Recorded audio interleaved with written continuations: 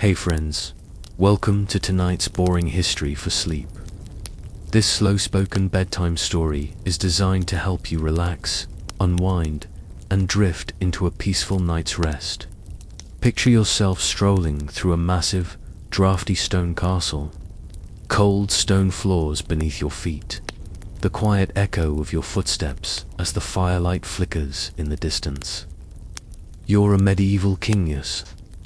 You're probably wearing something ridiculous like a velvet robe covered in gold thread. And no, you probably won't survive this lifestyle for long. But let's get real, being royalty in the Middle Ages wasn't all glorious battle victories and living forever in the history books. Nope, when kings weren't fighting wars or trying to make sure their lineage stayed intact. They had a very peculiar idea of free time. They didn't Netflix and chill, that's for sure. So before you get comfortable, take a moment to like the video and subscribe, but only if you genuinely enjoy what I do here. Drop a comment about where you're tuning in from and what time it is in your part of the world. I'm curious to know. Now dim the lights, maybe turn on a fan for that soft background hum, and let's ease into tonight's journey together. Alright, let's talk about leisure, medieval king style. When you think of royal leisure, what pops into your mind? Lavish feasts, grand balls. Well, you're not wrong, but there was so much more to it. Kings, being the big shots that they were, had their own version of downtime, and it was often just as bizarre as the world they ruled. Their free time wasn't spent on trivial things like naps or strolling around a park, though.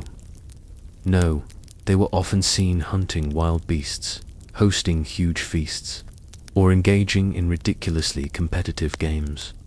First off, the royal rituals were nothing like your average kick your feet up and relax kind of deal.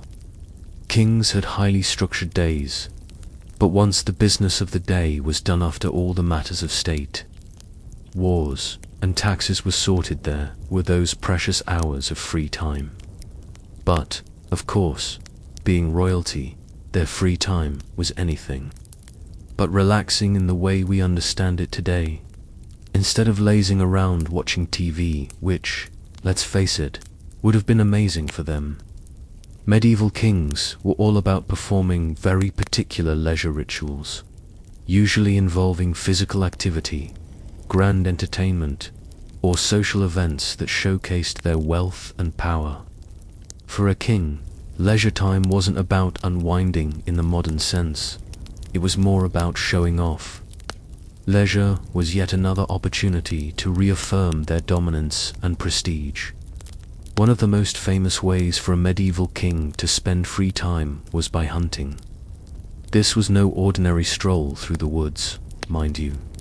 Kings didn't just hunt for food, though that was often an outcome. They hunted for sport and for status. The king's hunting ground was sacred, and those fortunate enough to be invited along would typically follow him into vast, thickly wooded forests where they'd chase deer, wild boar, or even the occasional bear. The animals didn't stand a chance, and the chase was less about the hunt itself and more about showing off the king's prowess and control over his territory. It was said that a successful hunt would add to a king's prestige. It wasn't even about catching something particularly rare, it was about making sure you had the power to control an entire ecosystem and show that to your subjects. Some kings took it to the next level by establishing elaborate, often inaccessible royal hunting grounds, which they'd only share with their closest allies. And you know, hunting wasn't just about killing a poor deer, it also involved other knights and nobles, making it a social event as well. There was also falconry, a much more refined, gentler version of hunting, where kings would send their trained falcons after smaller game, a practice which required patience and a deep understanding of the bird's behaviors. Now, you might think, of falconry as some peaceful, whimsical pursuit, but I assure you, it wasn't just about watching birds swoop through the sky. The entire spectacle, from donning the best hunting gear to having a falcon perched proudly on the king's arm, was an event of status. It wasn't even about the hunt. It was about how successful you were in showcasing your wealth and grandeur. If a royal didn't want to be out in the wild, well, they could always go for the more lavish root feasting. And I'm not talking about a quaint, quiet meal at the family table. These feasts were extravagant to the point of absurdity, with tables laden with meats, pastries, wines, and cheeses, while every noble at the king's court got a front row seat to witness the monarch's indulgence. There was no such thing as portion control in these feasts. No, only an endless cycle of courses. Roast boar, check. Wild fowl, check. Exotic.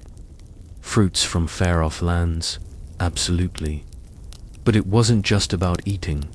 It was about showing off wealth and power. The most extravagant part of these banquets wasn't the food, though, was the spectacle. Imagine watching a king, draped in gold, taking a slow sip from a goblet, with a crowd of admirers eagerly watching his every move. The entertainment wasn't limited to the food either. Court jesters, musicians, and dancers were on call to perform for hours. And if you were the king, you got to sit there and enjoy the spectacle as your guests tried to outdo each other in witty repartee or performances. It wasn't even about enjoying the meal as much as it was about the act of eating, showing your opulence in the most public way possible. For a king, a feast wasn't just about sustenance. It was a royal performance. And of course, there were tournaments. Jousting was a fan favorite. And no, this wasn't some fun backyard hobby. This was serious business. Knights would compete in highly publicized jousts, all in the name of royal entertainment. As much as these events were held for the spectators, they also served to demonstrate a king's military prowess and his ability to command respect. Imagine knights on horseback, hurtling toward each other with lances raised high, while the king and his court watched from the sidelines, applauding the victor and scoffing at the loser. Sure, jousting wasn't always life or death, but it often could be. Mistakes in the arena were sometimes fatal. Still, these tournaments weren't just about bloody battles. They also brought kings and their courts together, allowing them to bond with their noble friends and allies, often over a shared experience of watching or participating in the tournament. It was a test of skill, strength, and endurance. But it was also an opportunity for kings to show that they were in control, and that they were the ones orchestrating the action. By now, you might be wondering if medieval kings did anything other than hunt, feast, or watch knights joust. Well, yes, they did just not much else that would be considered normal today. Royals didn't go to spas, take vacations, or even retire for a quiet afternoon with a good book. Nope, when they were feeling particularly self-indulgent, they'd commission great works of art or build castles.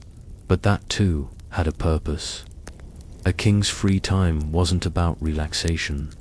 It was about fortifying his power, impressing his court, and showing off his status as the ultimate ruler. The next time you think about free time, just remember, if you were a king, your leisure time was just another way of making sure everyone knew you were the boss. Whether it was through hunting, feasting, or the skill of your knights, being a medieval king meant performing leisure as an art form, and in doing so, asserting power, control, and dominance over everyone watching. So, let's take a step deeper into what these kings were up to during their leisure time specifically. Let's talk about hunting. You know, if you were a medieval king, you probably would have spent a significant amount of your downtime in the forest, running after some unfortunate deer or wild boar. Sounds like fun, right? Well, not exactly in the way you might imagine. Hunting for medieval kings wasn't just about putting on a pair of boots, grabbing a bow, and wandering into the woods. Oh no, this was an intricate, strategic affair designed to showcase the king's power, wealth, and superiority over nature itself. And let's not forget, it was also about showing off to all the knights, lords, and anyone else who might be tagging along for the day's hunting adventure. Picture this: as the king, you'd be leading a whole entourage of nobles, knights, and the most skilled hunters of your realm, all in tow as you trekked through the forests of your kingdom. The size of the hunting party wasn't just for practicality, it was a huge social affair. Everyone was there to see you, the king, strut your stuff in the wilderness. It wasn't even about how successful your hunt was. Of course, you'd be hoping to bag something impressive, but what really mattered was the spectacle of it all. It was a way of asserting dominance, not just over the forest, but over your court, your kingdom, and perhaps even the neighboring monarchs. A successful hunt could send a message to all of Europe, while a failed hunt meant a king might lose face. So, no pressure, right? The royal hunting grounds were often carefully selected, usually in forests so vast they could take days to explore. The animals weren't roaming free in these forests. Either Rono, that would be far too easy. These were controlled environments, set up to ensure that the king always had a steady supply of game to hunt. The royals even had gamekeepers, who would make sure that everything was well maintained, with forests divided into sections that catered to different types of hunting. There were even laws to protect the game because, you know, what's a royal hunting ground without a few exclusive rules that only the king and his chosen few could benefit from? It was all about control, about maintaining an illusion of mastery over nature itself. And, speaking of illusions, the game wasn't always as wild as it seemed. Let's be real, this wasn't the pure, rugged hunting that you might picture today. While some hunts were genuinely based on tracking down wild animals, there was a significant amount of carefully orchestrated planning involved. Some of these hunts were actually staged with the use of trained dogs or hawks, and the hunting grounds were sometimes artificially populated with animals, making the hunt a lot easier and a lot less about survival. Still, this elaborate spectacle was all part of the pageantry that surrounded the king's life. Nothing was left to chance, and everything was meant to reinforce the idea that the king had ultimate control over the land, animals, and, really, everything that mattered. Let's not forget the noble art of falconry, which was another favorite pastime of medieval kings. Unlike hunting, which involved chasing after large animals, falconry was a more refined and controlled pursuit. This wasn't about being in the forest with a bunch of sweaty knights, hoping you didn't step in something gross. No, falconry was about training birds of prey to swoop down and snatch up smaller game. It was also a hobby that carried a lot of weight in terms of status. The bigger the bird, the more impressive the hunt, and, of course, the more expensive the bird. Falcons, hawks, and eagles were prized possessions for medieval kings, not just because they were fascinating to train, but because they symbolized power, control, and the idea that the king could tame even the fiercest creatures of the sky. In fact, falconry was so prestigious that it often became a symbol of nobility in itself, a true mark of a king's refinement and control. But before you think this was all about fun and games, we should touch on one more important detail. These Hunts weren't just for show. They had political and diplomatic undertones as well. For instance, when kings invited foreign rulers or their vassals to join in a hunt, it wasn't just a friendly get-together. It was a way to reinforce political alliances, demonstrate generosity, and establish dominance over neighboring kingdoms. In fact, these royal hunts were often used as a way to remind everyone around the king just who was in charge. Imagine attending a hunting party only to realize you're being shown off like one of the king's prized falcons. A mere participant in his grand display of power. A successful hunt could win a king much-needed loyalty from his subjects, nobles, and even other monarchs, especially if it was followed by a lavish feast, the likes of which you'd never seen before. It was all about reinforcing the image of a mighty ruler, one who could command and control not only the land, but the people around him as well. And while all of this sounds a bit like a medieval version of the ultimate power trip, there were real-life consequences for any king who failed in his hunting pursuits. For one, failing to hunt successfully could hurt a king's reputation, especially if his people were struggling. If your country was facing famine or war, the king's ability to hunt and provide food could be a direct reflection of his leadership. It wasn't just about showing off to his court, it was about demonstrating that the king could take care of his people. And if a king couldn't even manage to bring home a deer, how was he going to manage a kingdom? The dangers were also real. Some of the animals kings hunted weren't just docile creatures, they were dangerous. Wild boar, for instance, could be vicious, and a wounded animal could turn on the hunter. And let's not forget the other dangers of being out in the wilderness for days on end. Disease, injury, and even weather could put a damper on the most carefully planned hunting trip. But again, this was just another way that royalty separated itself from the common folk, where peasants toiled away in fields, risking their lives just to survive. The king had the privilege to risk his life for leisure, all while dressed in furs and fine attire, out hunting for sport. What a world, right? And yet, this idea of power through hunting became one of the defining characteristics of kingship in the medieval era. Kings weren't just warriors in battle. They were conquerors of the land, rulers who could control not just the people, but the very animals that roamed the wilderness. In the end, whether they were out chasing game on horseback or standing triumphantly as their falcons swooped down to claim the prize, the king's leisure time served as a continual reminder of his power, his wealth, and his ability to dominate every aspect of the world around him. After all, a king wasn't just someone who ruled a kingdom, he was someone who ruled everything within it, from the smallest insect to the largest beast. Let's now turn our attention to another important activity that medieval kings absolutely loved: feasting.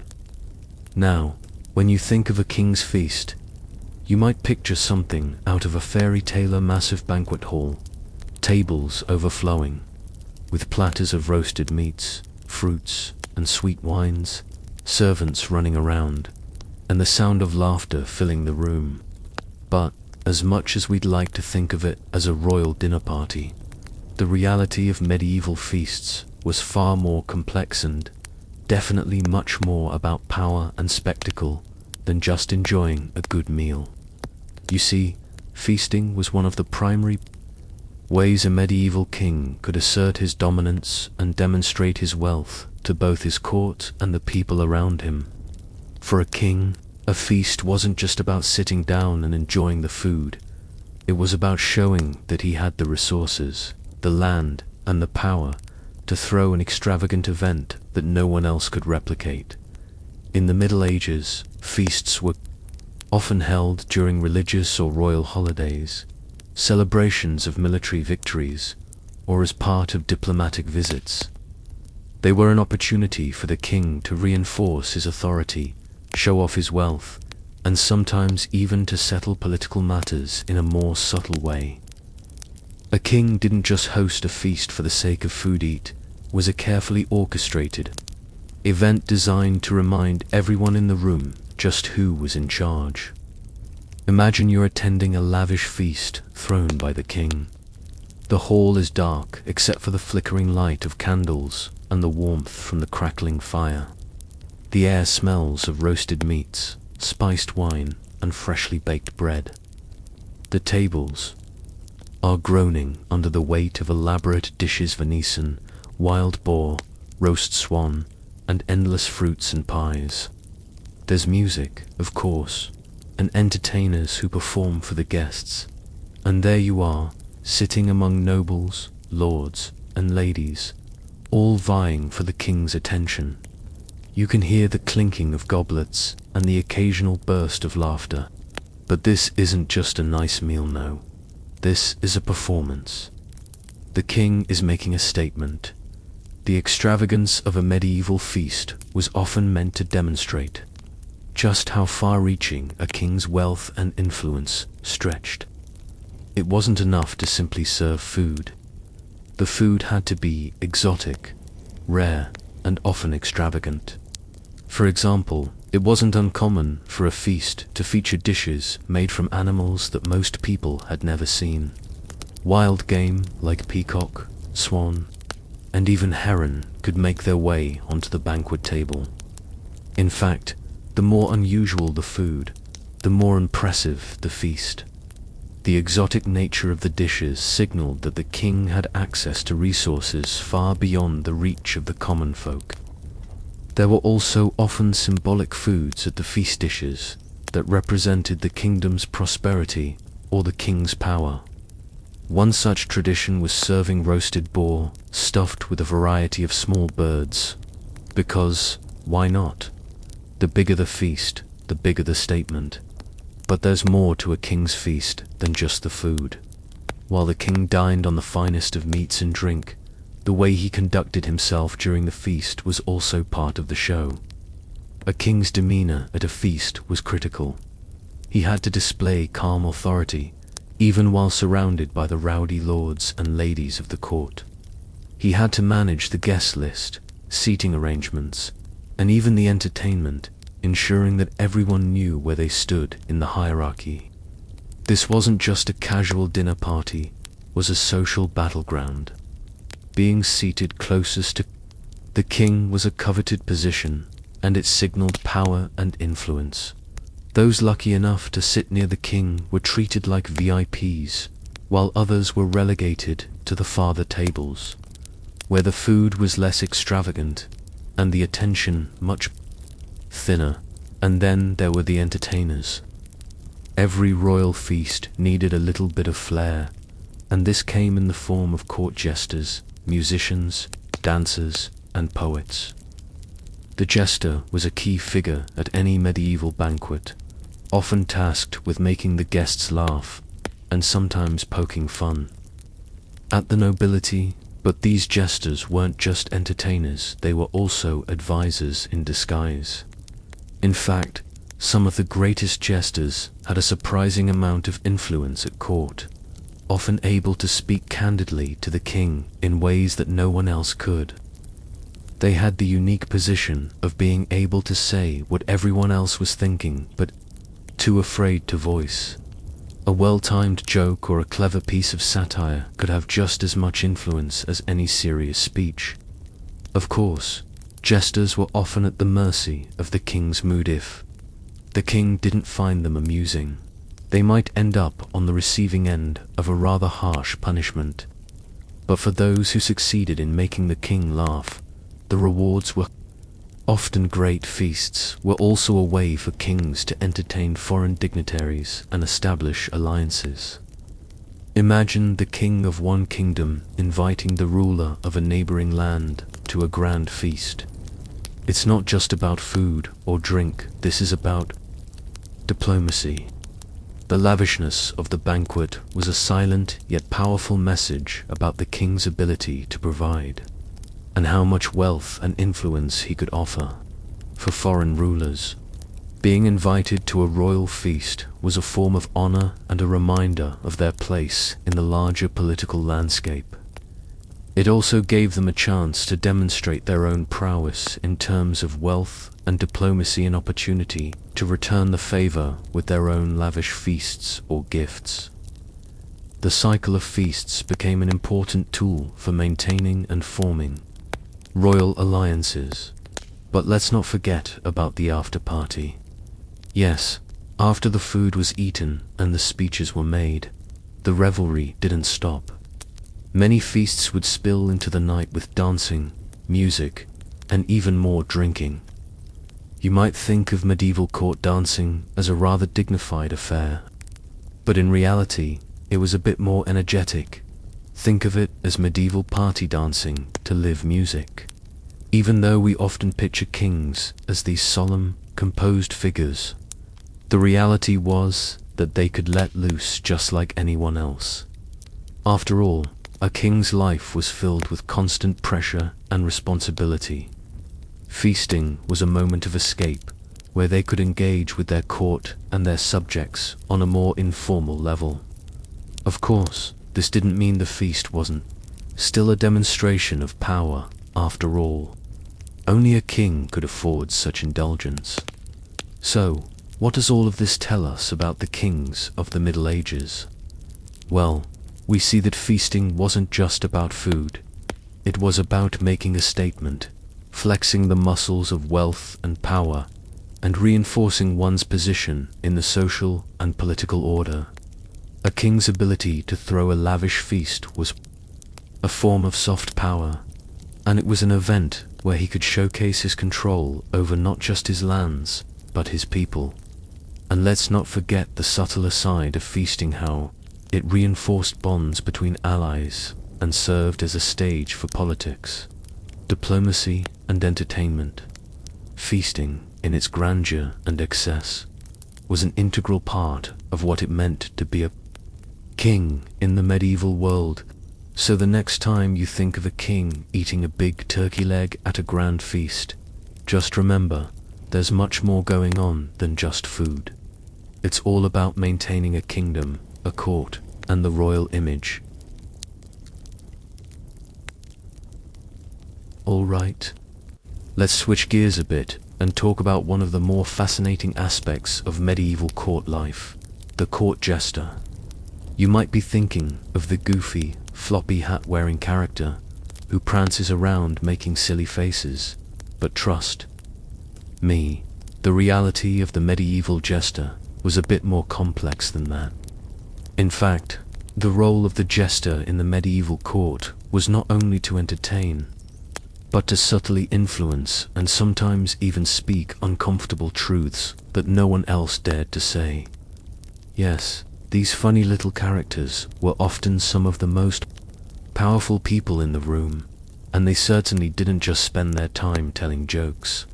They were skilled performers, clever in ways that would make most court nobles' heads spin. And let's be honest, they had a certain freedom that other courtiers could only dream of. Imagine for a moment that you're sitting at one of those lavish feasts we talked about earlier. You're surrounded by a crowd of nobles, all vying for the king's attention. As you settle in, the laughter and clinking of goblets fill the air. But then, you notice something: a person standing on the sidelines, dressed in brightly colored clothes, maybe with a funny hat and a bell or two on their shoes. This is the court jester, and they're about to take center stage. Now, the jester isn't just there to tell silly jokes, though they'll do that too. Their job is much more strategic. They perform, yes, but they also observe. They listen to the court gossip, take note of the king's mood, and interpret the political climate of the court. But, unlike the other courtiers, they can speak freely. In fact, they're often encouraged to do so. They may make fun of the king himself, or poke fun at the noblemen who flatter him. Their ability to mock without consequence gave them an odd kind of power. Think of it like the medieval equivalent of the modern-day comedian who can make jokes about politicians without getting sued. The jester, despite their seemingly insignificant position, could make comments about the king's rule, about politics, or even about the current state of affairs in the kingdom. They had the unique position of being able to speak truth to power well, as long as they didn't overstep too much.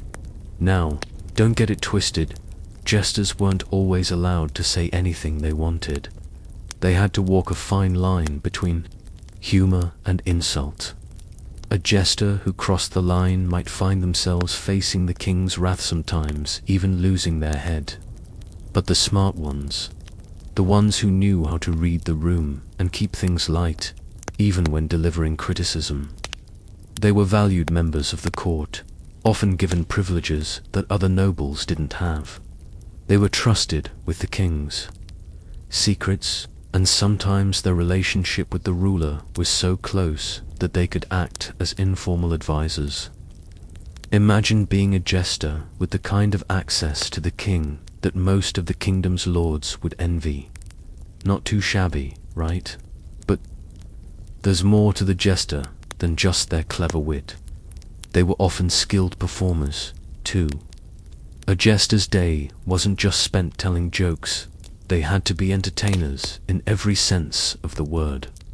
They sang, they danced, they juggled, and they played musical instruments. Many jesters were multi-talented, able to switch from being a stand-up comedian to a master of physical comedy, or even performing complex tricks that required agility and skill. If you were a jester, you weren't just expected to make people laugh, you were expected to keep the entertainment flowing. And this wasn't just something the king wanted. The nobility at court had high expectations. Feasts and gatherings weren't complete without the jester's performances. In fact, it was said that many kings considered a good jester to be worth their weight in gold. After all, a jester who could entertain the court and keep everyone in high spirits was an essential part of the royal experience.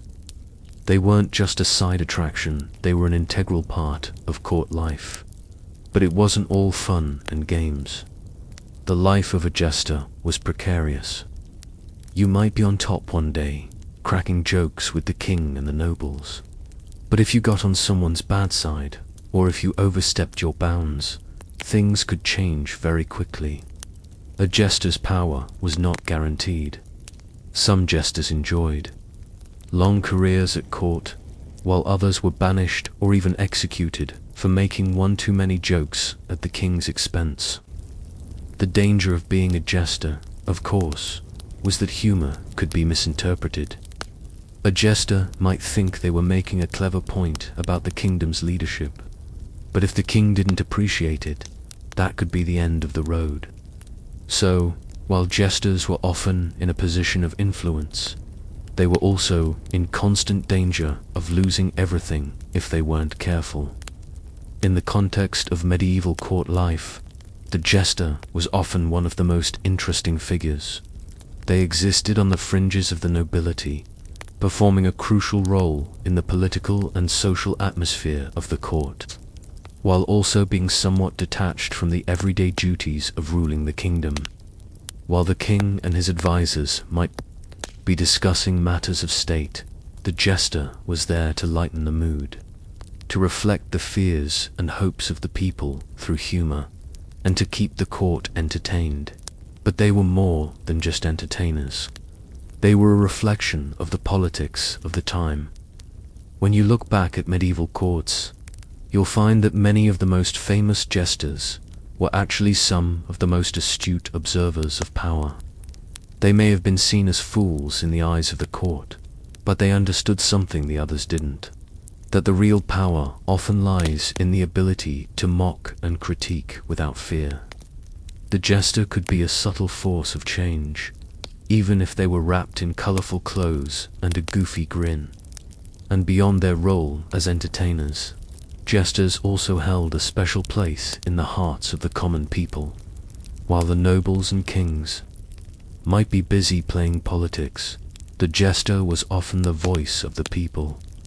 Through their jokes, they could make fun of the absurdities of court life and, in some cases, offer pointed critiques of the kingdom's leadership. They were the ones who could say what no one else could, even if it was wrapped in humor. And for the people watching, that humor was a window into the world of the rich and powerful, a way to see what was really going on behind the closed doors of the palace. Whether you liked them or not, jesters were an essential part of medieval court life, and their role in shaping the political landscape, be it in a roundabout way, cannot be underestimated. They were the unsung heroes of the royal court, wielding their humor as a sword and their wit as armor, reminding everyone in the room that, sometimes, a little laughter is all you need to survive in the world of kings and knights.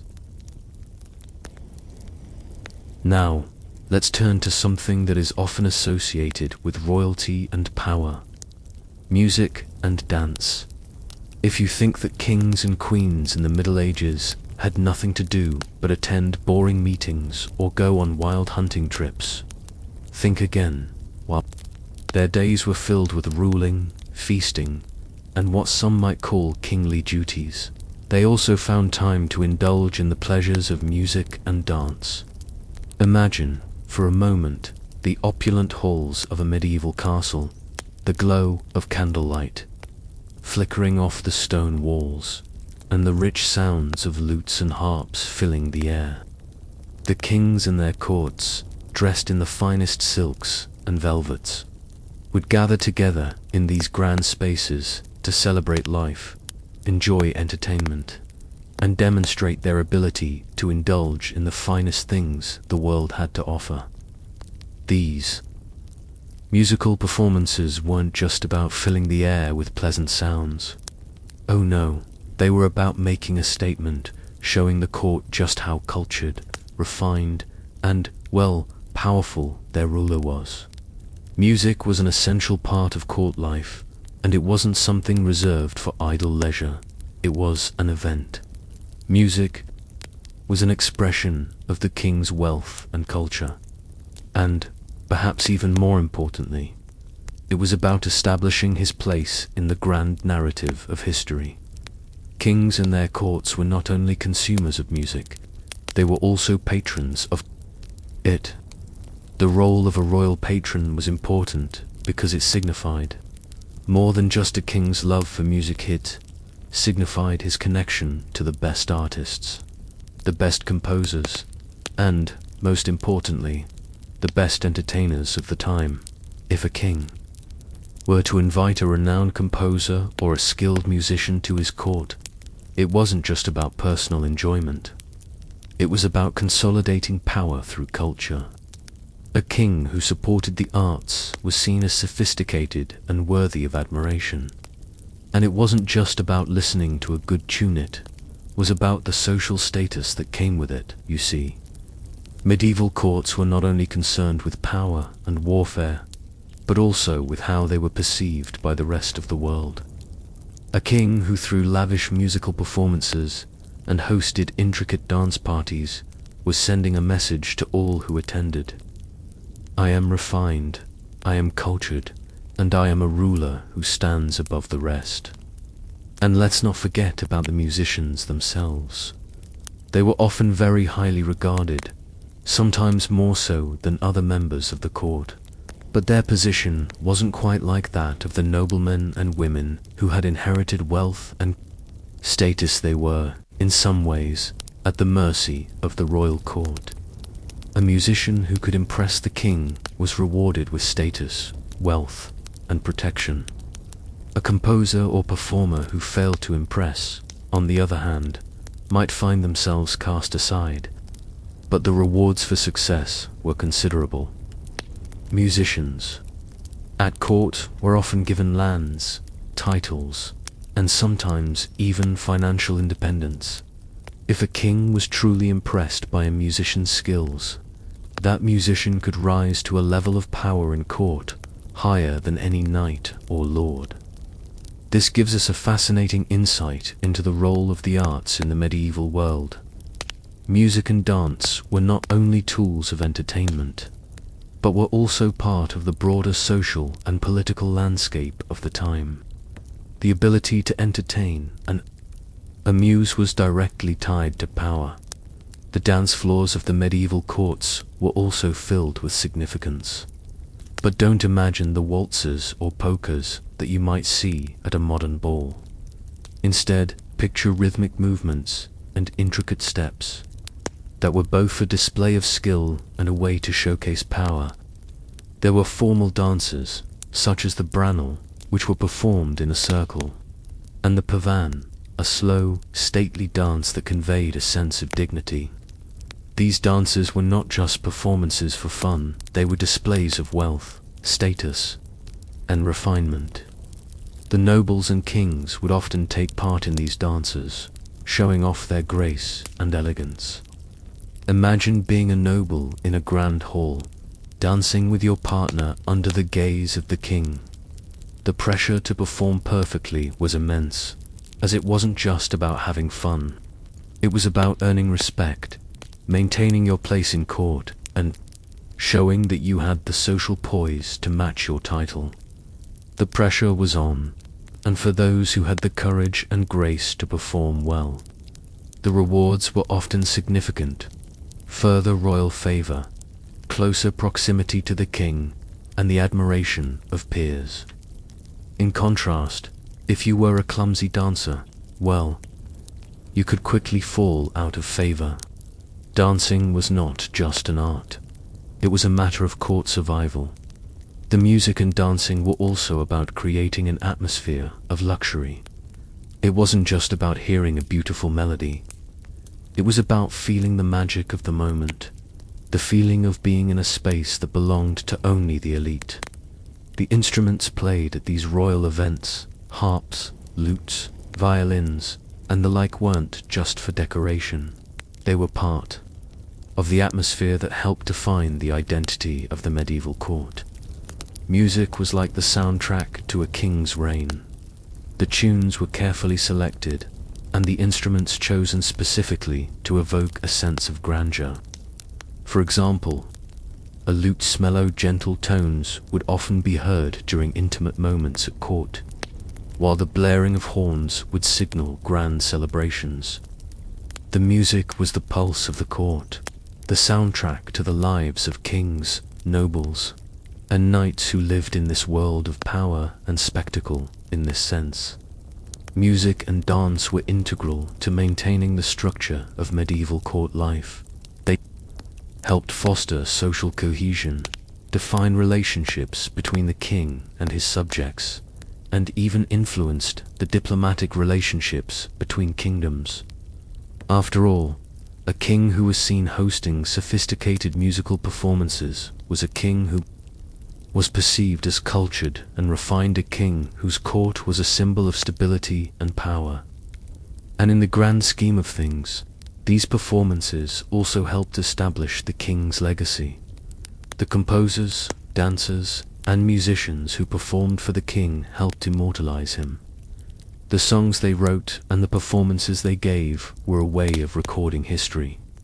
When future generations looked back on the era, they would do so not just through the records of battles fought, but through the music and the dance that had come to symbolize the grandeur of the time. So, when you think of medieval kings and queens, don't just imagine them sitting on a throne all day, ruling their kingdoms. Yes, they had important work to do, but they also understood the importance of culture. Music and dance weren't just leisure activities, they were powerful tools for shaping the way their court, their kingdom, and the rest of the world viewed them. Kings who sponsored musicians and dancers were making a statement about their own sophistication, and they were creating a legacy of culture and art that would last long after they were gone. Music and dance at medieval courts were, in many ways, an extension of the king's power. a way to show the world that they were not just rulers of land, but of culture, sophistication, and art as well. So, the next time you listen to a beautiful piece of medieval music, remember, it wasn't just about filling the air with sound, it was about making history. Let's now dive into one of the most iconic and perhaps most thrilling aspects of medieval royalty: tournaments, and more specifically, jousting competitions. In the world of kings and knights, tournaments weren't just entertaining pastimes, they were a serious business. These events were more than just ways for the nobility to have a bit of fun. They were arenas where a king's authority, his military prowess, and his status were put on display for all to see. Imagine a large crowd gathered in an open field, surrounded by massive wooden structures, with stands filled with noble spectators eagerly waiting for the next round of action. At the center of it all, you would find knights highly trained, heavily armored, and mounted on horses, ready to do battle in front of their king. The atmosphere was one of fierce competition, and the stakes were high. For the king, a tournament was a way of demonstrating his power. For the knights, it was an opportunity to showcase their skills, win honor, and perhaps secure favor from the king. But for the spectators, the jousting event wasn't just entertainment, it was a reminder of the authority the king held, not only over his kingdom, but also over the arena of warfare. In the jousting event itself, the knights would charge at each other with lances, attempting to knock the opponent off his horse with a well-placed strike. It was a test of skill, strength, and timing, but it was also incredibly dangerous. A single misstep could result in a severe injury or even death, which made the spectacle all the more thrilling for the onlookers. The knights were usually heavily armored, their armor designed to protect them from the heavy blows they would receive during the contest. However, despite the protective gear, injuries were common, with some knights being thrown from their horses or even injured by a misplaced lance. And let's not forget the audience. While jousting was a noble sport, it wasn't just the aristocrats and kings who attended these tournaments. The common people also turned out in droves, eager to witness the pageantry and the spectacle of it all. Tournaments were often held as public events, with the king serving as the highest judge of the competition. In a way, it was the ultimate form of public entertainment for both the common folk and the nobility. But jousting wasn't the only event held during these tournaments. In fact, tournaments often consisted of a series of challenges and competitions, all designed to test the knights' endurance, skill, and bravery. One such event was the melee, which was a sort of mock battle in which knights would fight each other in a free-fall, using swords, maces, and other weapons. The melee was a chaotic, intense affair, with knights battling it out in a simulated fight, often under the watchful eyes of the king and his court. The melee was just as important as the joust in terms of proving a knight's worth, as it tested not just the individual's skill, but their ability to work as part of a team, particularly when the melee involved multiple knights from different factions or kingdoms. This event often carried more risk than the joust, as it involved close combat, and knights could easily find themselves injured or caught in the chaos. Now, you might be wondering, what did these tournaments really mean for a medieval king? Were they just a way for the king to show off his wealth and status, or was there something more to it? Well, the answer is a little of both. For the king, hosting a tournament was an opportunity to showcase his wealth, power, and generosity. But it was also a way of reinforcing his authority and his control over his knights and lords. Tournaments were often used as a tool for maintaining loyalty among the nobility. By hosting a grand event, the king could cement alliances, reward loyal followers, and demonstrate his leadership. Tournaments were also a way for kings to remind the nobility and, by extension, the people that they were in control. This was especially important during times of political unrest, when kings needed to remind everyone of their power. And let's not forget that tournaments were also a way to keep the knights busy, especially during times of peace when there were fewer battles to fight. By giving the knights a chance to show off their skills in a controlled, non-lethal setting, the king could keep them occupied and entertained, thus preventing them from causing trouble elsewhere in the kingdom. For the knights, tournaments were an opportunity to prove their worth and gain honor in front of their peers. In a society that was built on military prowess, being a skilled jouster or a successful tournament competitor was a way to earn respect.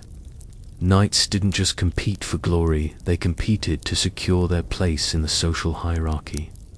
A victory in a jousting tournament could lead to greater recognition, a higher standing in court, or even the favor of the king.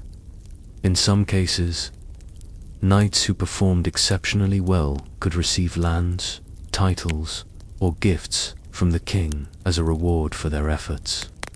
But there were risks involved, and jousting wasn't just about earning accolades, it was about demonstrating one's skill and courage in a very public, sometimes dangerous, way. Knights who failed to perform well risked damaging their reputation and losing favor with the king, which could have serious consequences. Let's not forget that jousting, like many medieval activities, had its own code of honor. For knights, tournaments were not only a way to prove their skills, but also a way to demonstrate their adherence to the chivalric code. This code, which governed the behavior of knights, required them to act with bravery, courtesy, and honor. In the heat of the tournament, knights were expected to uphold these values, treating their opponents with respect, even in the midst of fierce competition. Cheating or dishonorable behavior could result in disgrace, while knights who displayed great skill and courage were lauded as heroes. Tournaments were a way for knights to live up to this code, and failing to do so could tarnish their reputation for the rest of their lives. So, why were tournaments so essential to medieval kings and knights? They weren't just an opportunity for knights to prove their strength, or for the king to throw a lavish party. Tournaments were, in many ways, a vital part of maintaining the social and political order of the medieval world. For kings, they were an opportunity to assert authority, reward loyalty, and remind everyone of the king's power. For knights, they were a way to gain honor, earn rewards, and demonstrate their skills. But they also served a more symbolic purpose. They reinforced the idea that, in medieval society, power was not just about land, wealth, or army sit, was about skill, bravery, and the ability to dominate one's rivals, both in battle and in competition. And for the people watching, these tournaments were an essential part of their world, a grand display of pageantry, chivalry, and the might of the king's court. As we continue exploring the lives of medieval kings, let's delve into the fascinating and somewhat mysterious practice of falconry, which was not only a sport but a royal obsession. If you thought hunting with a bow or participating in tournaments was the height of medieval leisure, think again. Falconry was a practice that not only showcased the king's wealth and power, but also his connection to nature, his ability to tame the wild, and his control over his kingdom's resources.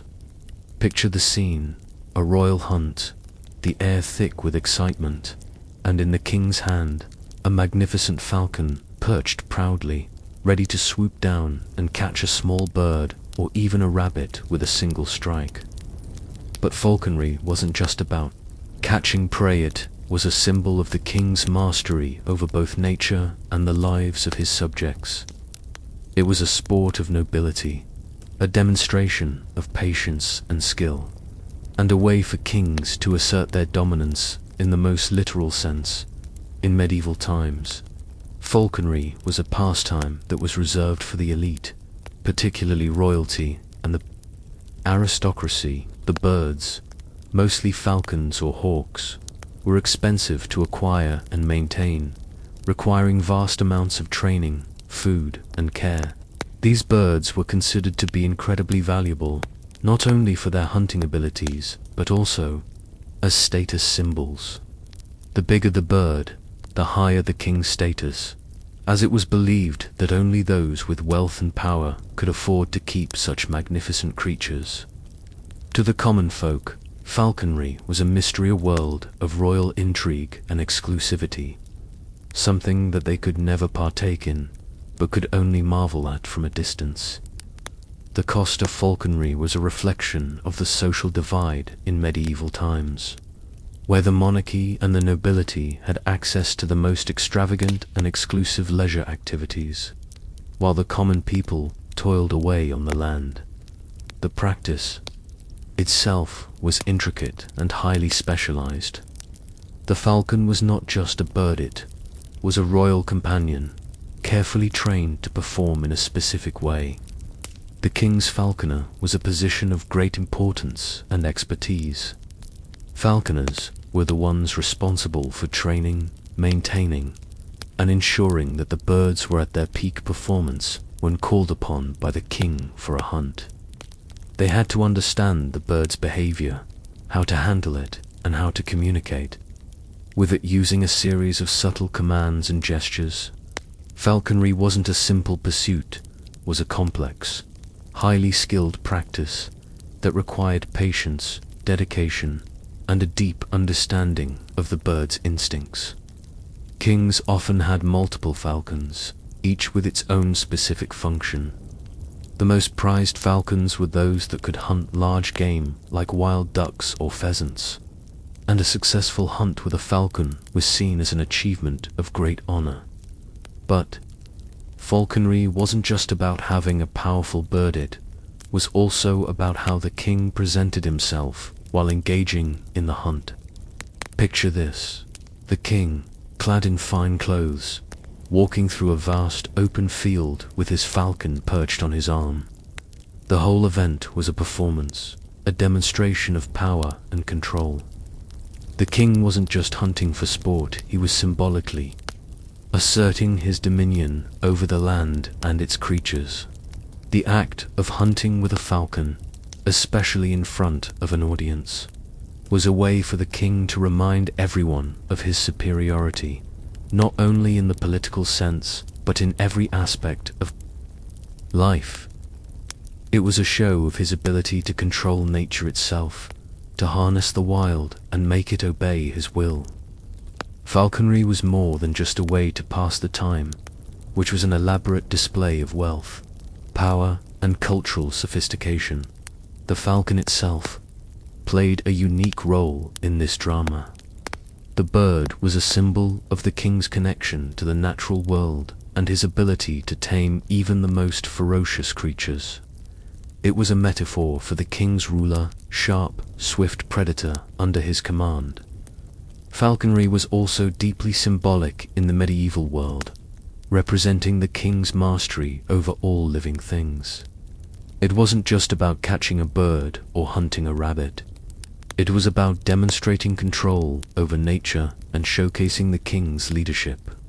In a sense, the falcon was more than just a hunting companion, it was an extension of the king's own power, a physical representation of his authority.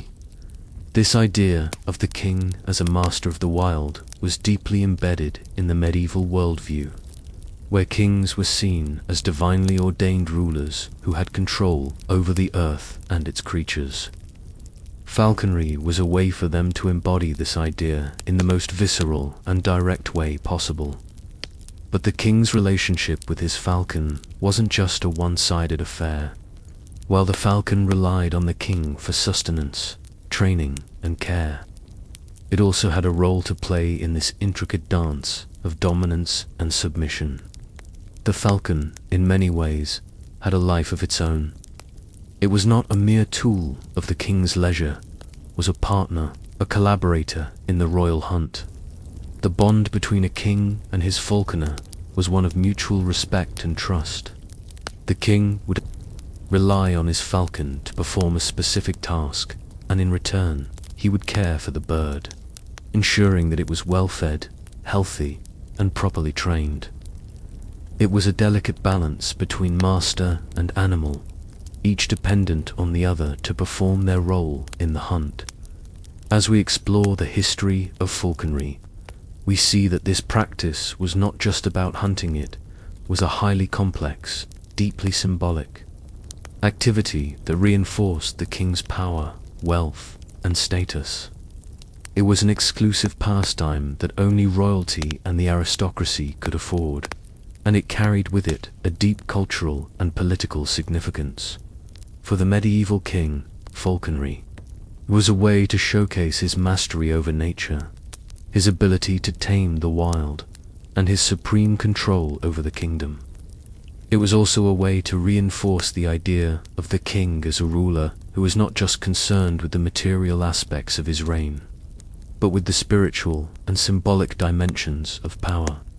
Falconry was an expression of the king's connection to the natural world, a reminder that he was the ultimate ruler, capable of taming both man and beasts alike.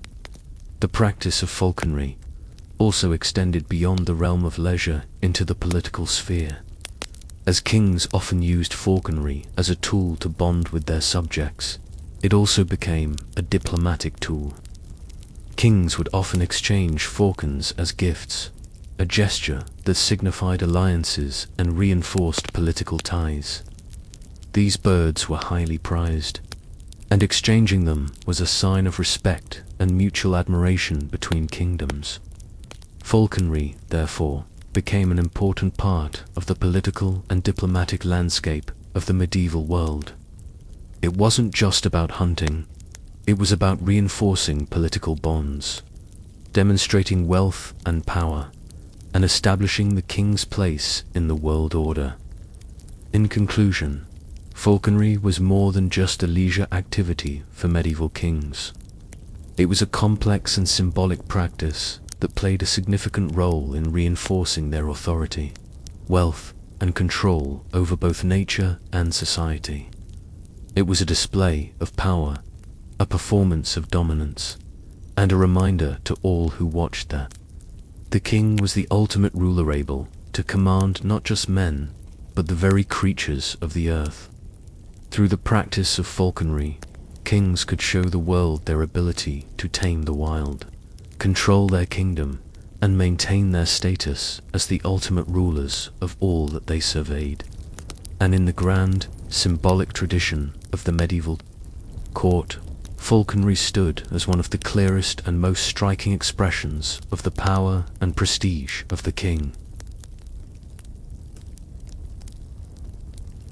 Now that we've talked about the grand spectacles of royal leisure, like jousting and falconry, let's delve into a pastime that many medieval kings indulged in that's perhaps a little less glamorous, but still just as critical to their sense of status and identity: playing games and gambling. It may seem surprising to think of kings as regular participants in games of chance, but in the medieval court, there was often as much risk and reward in playing a game of dice or chess as there was in holding court or ruling a kingdom. For kings, these games weren't just diversions. They were an opportunity to test their wits, entertain their court, and often to gamble both money and influence. The king's role in these games wasn't just about winning or losing. It was a chance to demonstrate his control over fate, his intelligence, and, of course, his ability to play the game of politics. So, what games did kings play, and how did these seemingly innocent pastimes relate to their larger role as rulers? Let's start with the game of chess, which became a particularly popular pastime for medieval kings. If you've ever played chess, you know that it's not just a game of luck, it's a game of strategy, foresight, and patience. These were qualities that kings, who were often involved in both warfare and political maneuvering, could relate to. Chess, in its medieval form, was more than just a game. It was a metaphor for the battles they fought every day in their kingdoms. The game pieces represented different elements of society, from the king himself to his noblemen, soldiers, and peasants. For the king, playing chess wasn't just about winning. It was a way to engage in a strategic exercise that mirrored his real-life decisions. Just as a king would plan his movements on the battlefield, he would plan his moves on the chessboard. It was a mental challenge, but also a form of personal development, as it allowed him to sharpen his mind and hone his tactical skills in a low-stakes environment. Of course, the outcome of a chess game might have been a matter of pride for the king, but it was also a way for him to bond with his peers, showing them his intelligence and skill. The game wasn't just for the king to enjoy. It was a way for him to keep his court engaged, entertained, and perhaps even slightly in awe of his mental acuity. Chess, after all, was a game of kings, and playing it well was a sign of power, control, and intelligence. But then, there was the darker side of the medieval gaming culture, gambling. While chess might have been a sophisticated pastime for the medieval elite, games of chance, like dice and card games, were played for more serious stakes. And, unlike chess, these games were driven by luck, not strategy. Kings, much like their subjects, could be found engaging in gambling, sometimes wagering vast sums of money, property, or even political influence. Gambling was a way for a king to show off his wealth, but it was also a way to risk it all, to demonstrate that he was a ruler who could afford to play with the highest stakes. The risks were real. It wasn't uncommon for the king to lose a considerable amount of money or land in a single night of gaming, but that was the point. It was a gamble, after all. In some cases, gambling could be a way for a king to express his dominance over his court. The king might gamble not just for money, but to showcase his power over the other nobles. After all, when you're the king, the stakes of every game are automatically higher, and the consequences of losing are more significant. Losing a game of dice could be embarrassing, but losing a high-stakes bet in front of your court could be a blow to your authority. Some kings even took this concept to the extreme, creating elaborate gambling events where the rewards were not just money, but land, titles, or influence within the kingdom.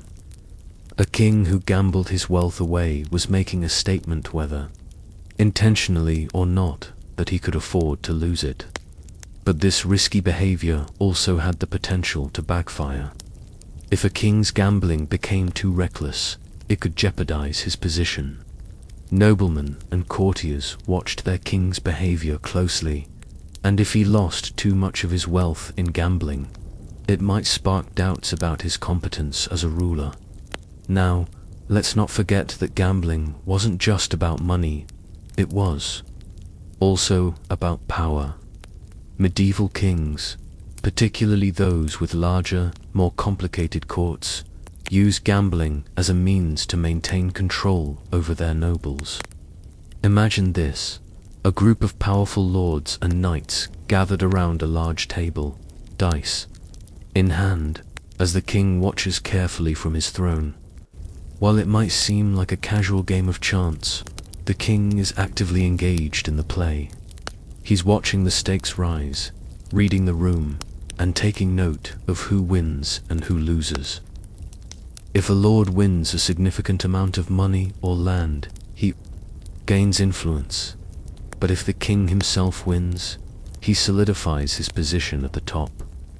Gambling, in this sense, becomes another form of political maneuvering.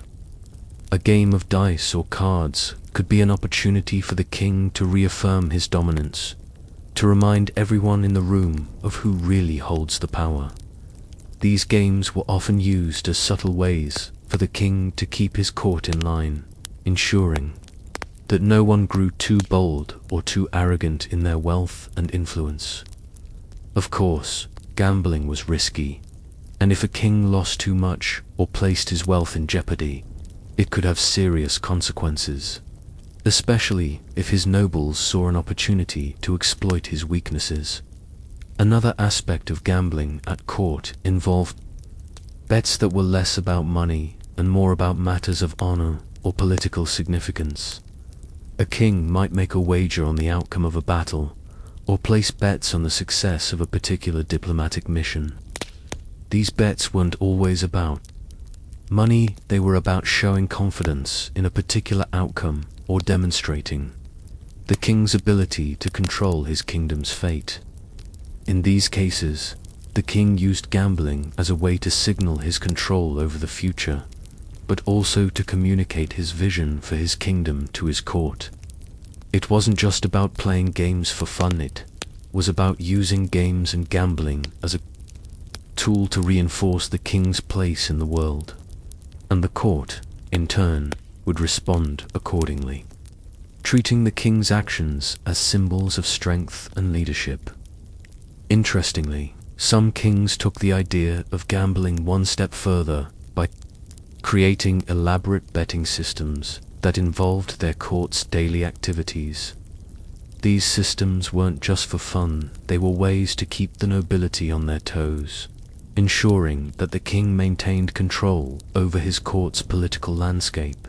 For example, a king might wager on the success of a certain military campaign, or the outcome of a strategic negotiation with another kingdom. In this case, gambling wasn't about luck, it was about the king's ability to predict and control the future. By betting on these high-stakes issues, the king reaffirmed his leadership and reinforced his status as the ultimate decision-maker in his realm. Gambling also had a more personal side for medieval kings. While it was a way to demonstrate power and control over the court, it also allowed kings to connect with their courtiers on a more human level. In a kingdom where kings were often distant, aloof figures, gambling was a way for them to engage with their subjects, albeit in a more formal setting. A king who gambled at court wasn't just a ruler presiding over his kingdom, he was a participant in the life of his court. Someone who, despite his power, could share in the same risks, rewards, and disappointments as everyone else. It was a moment of connection, a chance for the king to demonstrate that he was not above the common struggle, and that even he could be subject to the whims of chance. So, what does this all tell us about medieval kings and their relationship with games and gambling? It shows us that kings were not just rulers, they were also participants in the social fabric of their courts. Whether they were playing chess, rolling dice, or betting on political outcomes, these games were more than just entertainment. They were tools of power, symbols of the king's control, and a way for him to engage with his court. Gambling, especially, was a way for a king to assert his dominance, showcase his wealth, and remind everyone of his status. But it also had its dangers, as too much recklessness could lead to financial ruin or a loss of authority. In the end, games and gambling were as much about maintaining power and control as they were about the fun and excitement of the games themselves. As we continue our journey through the leisure activities of medieval kings, let's explore something that might surprise you: the surprising and often odd hobbies that kings indulged in when they had a little time off from ruling. These royal pet projects, as we might call them, ranged from the typical royal indulgence in fine arts to much stranger pastimes. and they were just as much a reflection of a king's personality as the grander displays of wealth and power we've already discussed. Kings weren't just rulers, they were often men of extravagant tastes, and their free time was spent not just on hunting, feasting, or jousting, but also in exploring hobbies that were as unique as the men who indulged in them. For these kings, the time spent away from matters of state wasn't always about relaxation. It was about self-expression, and sometimes about the strange and quirky things that only someone with the kind of power they held could get away with. Take, for instance, King Charles VI of France, known as Charles the Mad. His reign, though marked by periods of instability and war, was also peppered with bizarre episodes in which he indulged in some truly peculiar hobbies. One of his oddest behaviors was his obsession with acting like a knight on a quest. At one point during his reign, he declared that he was the Holy Roman Emperor and would go to war with everyone.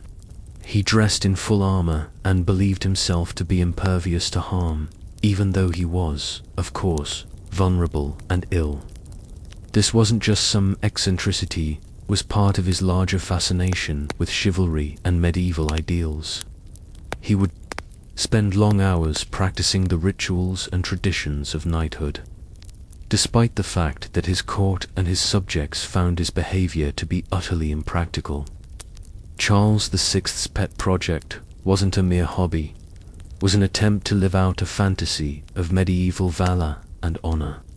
And it certainly wasn't something that the average person would ever consider doing.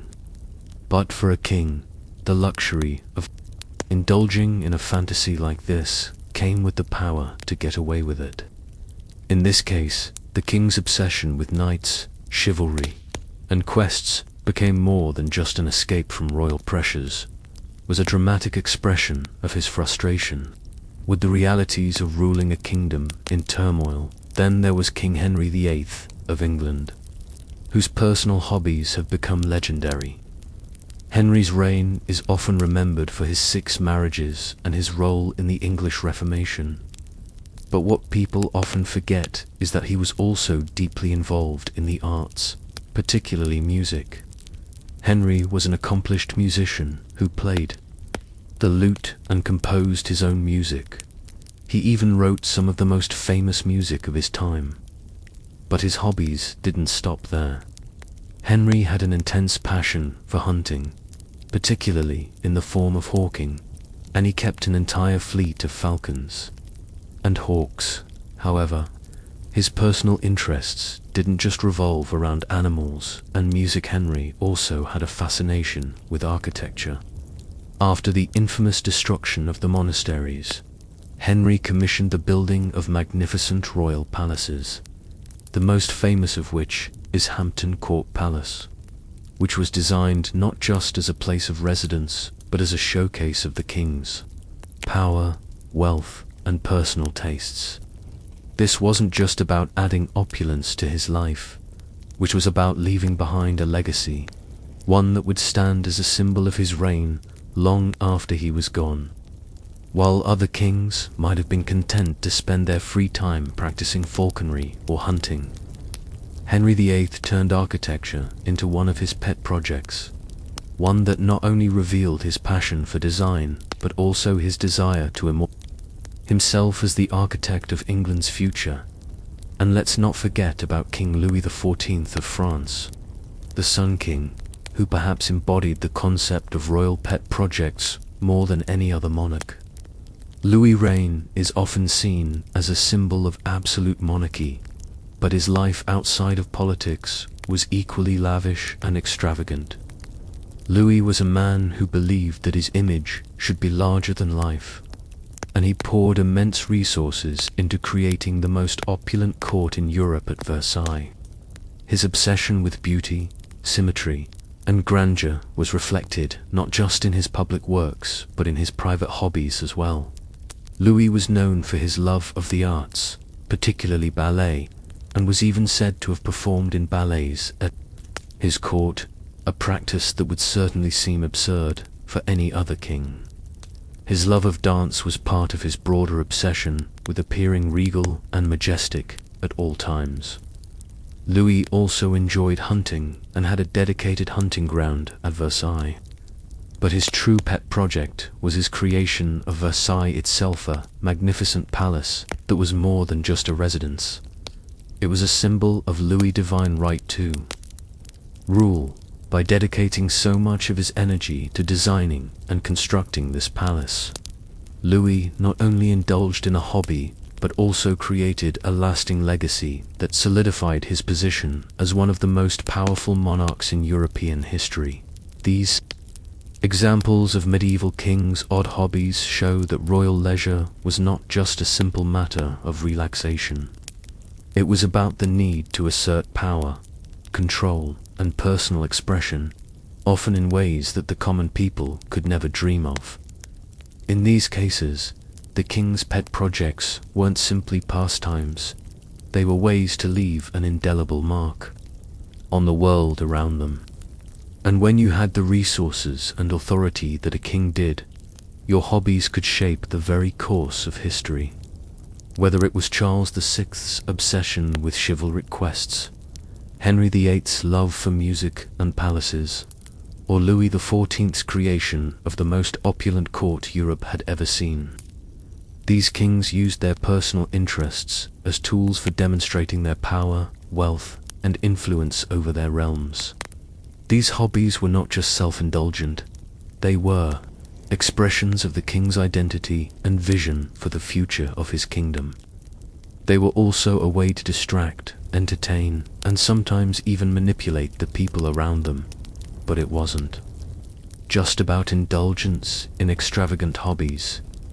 For many kings, pet projects also provided an opportunity for personal escape.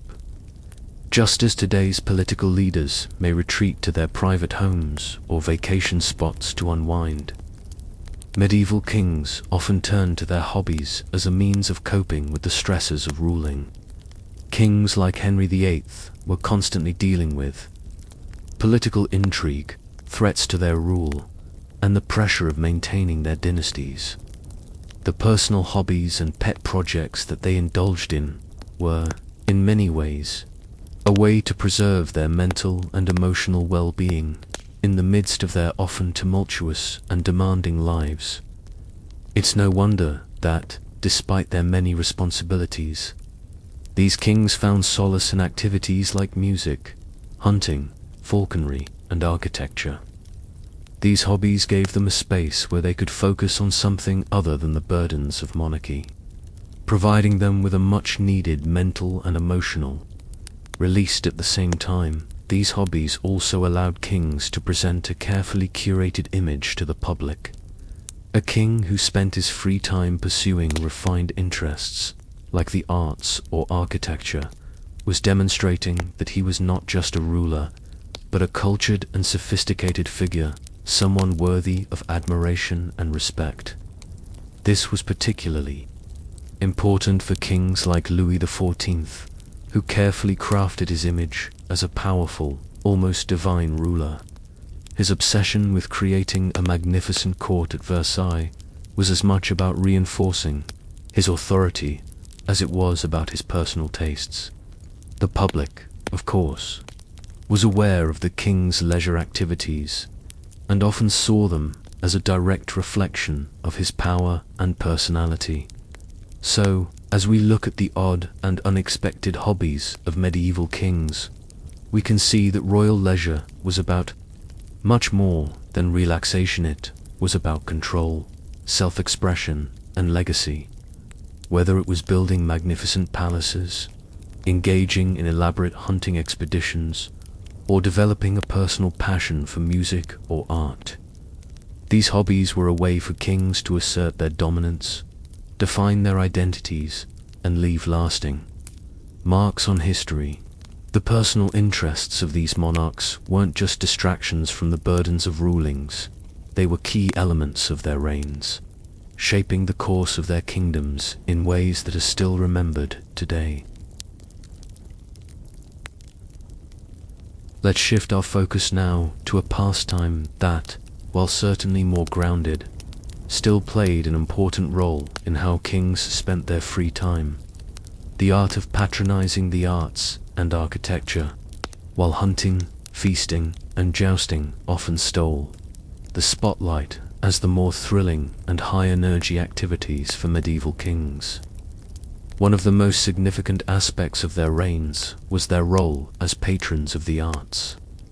This was especially true in periods when kings sought to establish their legacy, and in doing so, they would commission artists, architects, and builders to create structures and works that would stand the test of time. The act of commissioning art wasn't merely for personal enjoyment. It was a deliberate statement about power, wealth, and, perhaps most importantly, a ruler's connection to culture and the divine. Kings didn't just want to be remembered for their battles or their political victories. They wanted to leave a lasting imprint on history, and what better way to do that than by transforming the physical and cultural landscape around them. Let's take, for example, the legendary King Charles I of England. Though his reign was marked by tension, civil war, and his eventual execution, Charles I is still remembered for his contributions to the arts. He was an avid collector and patron of painters, commissioning works from the likes of Peter, Paul Rubens, Anthony van Dyck, and other leading artists of the time. Charles' love for art was not just for pleasure, it was a calculated political move. By surrounding himself with some of the finest works of art in Europe, Charles not only showcased his wealth, but also his refined taste, cultivating an image of a cultured, enlightened monarch. These paintings, often depicting historical and religious scenes, also served as a tool of political messaging. The portraits of Charles and his family, in particular, were used to reinforce the divine right of kings, an idea that was central to his reign. Every brushstroke on a canvas contributed to the king's carefully crafted image of himself as both a ruler and a spiritual leader. His patronage was thus not only an investment in culture, but a political tool that reinforced his authority. Moreover, Charles wasn't just interested in collecting paintings. His architectural patronage was equally as significant. One of his most notable projects was the construction of the Banqueting House in Whitehall, London, which remains a symbol of his love for grand and impressive structures. The building, designed by the renowned architect Inigo Jones, was an expression of classical elegance and a testament to Charles' desire to bring Renaissance-style architecture to England. But it wasn't just about the aesthetics. Charles understood that architecture, much like art, was a medium through which a king could express his authority, vision, and divine right to rule. The Banqueting House became a key site for royal celebrations, ceremonies, and official events, reinforcing the king's image in the eyes of the people. Through his support of art and architecture, Charles I created an enduring legacy that continued to influence English culture and politics long after his death in France. King Louis XIV, the Sun King, was perhaps the epitome of royal patronage. His reign is most famously marked by the construction of the Palace of Versailles, a project that would consume much of his time and resources. But the palace wasn't just a luxurious residence. It was a deliberate attempt to cement his power and authority. Versailles was, in every sense, a political statement. The grandeur of the palace, with its sprawling gardens, opulent interiors, and lavish rooms, was a visual representation of the king's supremacy. By building such an extravagant palace, Louis XIV sought to control not only the physical space of the monarchy, but also the political space around it. The court of Versailles became the center of French political life, and the very design of the palace was meant to reflect the king's absolute authority. The Hall of Mirrors, where key political decisions were made, was a particularly powerful symbol of the king's divine right to rule. The mirrors, reflecting the grandeur of the palace and the wealth of the French crown, served as a constant reminder of Louis XIV's power. Through his patronage of architecture, Louis not only sought to create a legacy of beauty and elegance, but also to reinforce his position as the center of the French world. But Louis XIV didn't stop with architecture. His patronage extended to the arts in the most grandiose way imaginable. He established the Royal Academy of Dance and the Royal Academy of Music, making significant contributions to the development of ballet and opera. Louis himself was a dancer and performer in his youth, and he used these institutions to further elevate the cultural prestige of his court. By encouraging the arts, Louis XIV not only solidified his position as the most powerful monarch in Europe, but also demonstrated his intellectual and cultural superiority. Music, dance, and theatre were tools through which the king could shape the cultural identity of France, making it the leading cultural center of Europe. His support of the arts wasn't just about creating beautiful works for enjoyment. It was about shaping the narrative of his reign and presenting himself as both a powerful ruler and a cultural luminary. Meanwhile, in Spain, King Philip II was equally obsessed with art and architecture, albeit with a slightly different focus. His reign is marked by the construction of the El Escorial, a massive palace monastery complex located just outside Madrid. The building was a combination of royal residence, religious center, and symbol of the king's divine right to rule. Designed by architect Juan de Herrera, El Escorial was a masterpiece of Renaissance architecture, characterized by its austere lines and imposing structure. Philip II's decision to build El Escorial was rooted in his deep religious devotion, as he sought to create a space that would embody both his power as a monarch and his commitment to Catholicism. The palace became a place of spiritual reflection and political decision-making, with Philip often retreating there to make important decisions about the governance of his empire. In this way, Philip's patronage of architecture served as both a personal retreat and a political tool, reinforcing his dual identity as both a ruler and a devout servant of the church. The creation of these magnificent royal residences and patronage of the arts wasn't just about showcasing wealth. It was about crafting a narrative. Through their patronage of artists, architects, and musicians, medieval kings were actively shaping how they would be remembered in history. They understood that art and architecture weren't just about luxury, they were about legacy. Kings like Louis XIV, Charles I, and Philip II used their vast wealth to commission works that would endure long after they were gone, ensuring that their names would be immortalized in the grand designs they left behind. These works became symbols of their power, wealth, and vision, and they were designed to send a message to both their contemporaries and future generations. Furthermore, this patronage was deeply tied to the concept of divine right. Kings were not just seen as rulers by virtue of their birth, they were seen as chosen by God. The magnificent palaces they built, the art they commissioned, and the cultural institutions they founded were a reflection of their divine status. They used these works to communicate to their subjects that they were not just kings by human standards, but by divine will. Whether through the grandeur of Versailles, the austerity of El Escorial, or the opulence of the banqueting house, these royal buildings and artworks served as constant reminders of the king's divine authority. In conclusion, the patronage of art and architecture was one of the most significant leisure activities that medieval kings engaged in.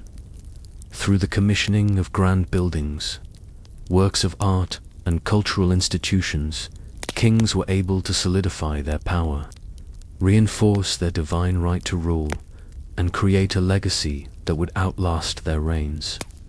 This patronage wasn't just about personal enjoyment, was a carefully calculated effort to shape history and ensure that the king would be remembered as not only a ruler, but as a cultural and intellectual giant. From Charles I's collection of paintings to Louis XIV's construction of Versailles, these kings understood that their reigns were not just about the present, they were about creating a lasting mark on the future. Their patronage of art and architecture allowed them to do just that, ensuring their place in the annals of history for centuries to come.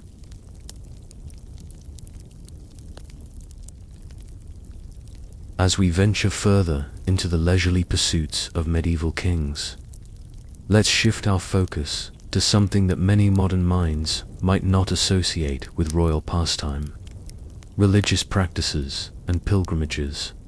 At first glance, it might seem like a king's free time would be filled with the luxuries of feasting, hunting, and grandiose celebrations, and in many cases it was.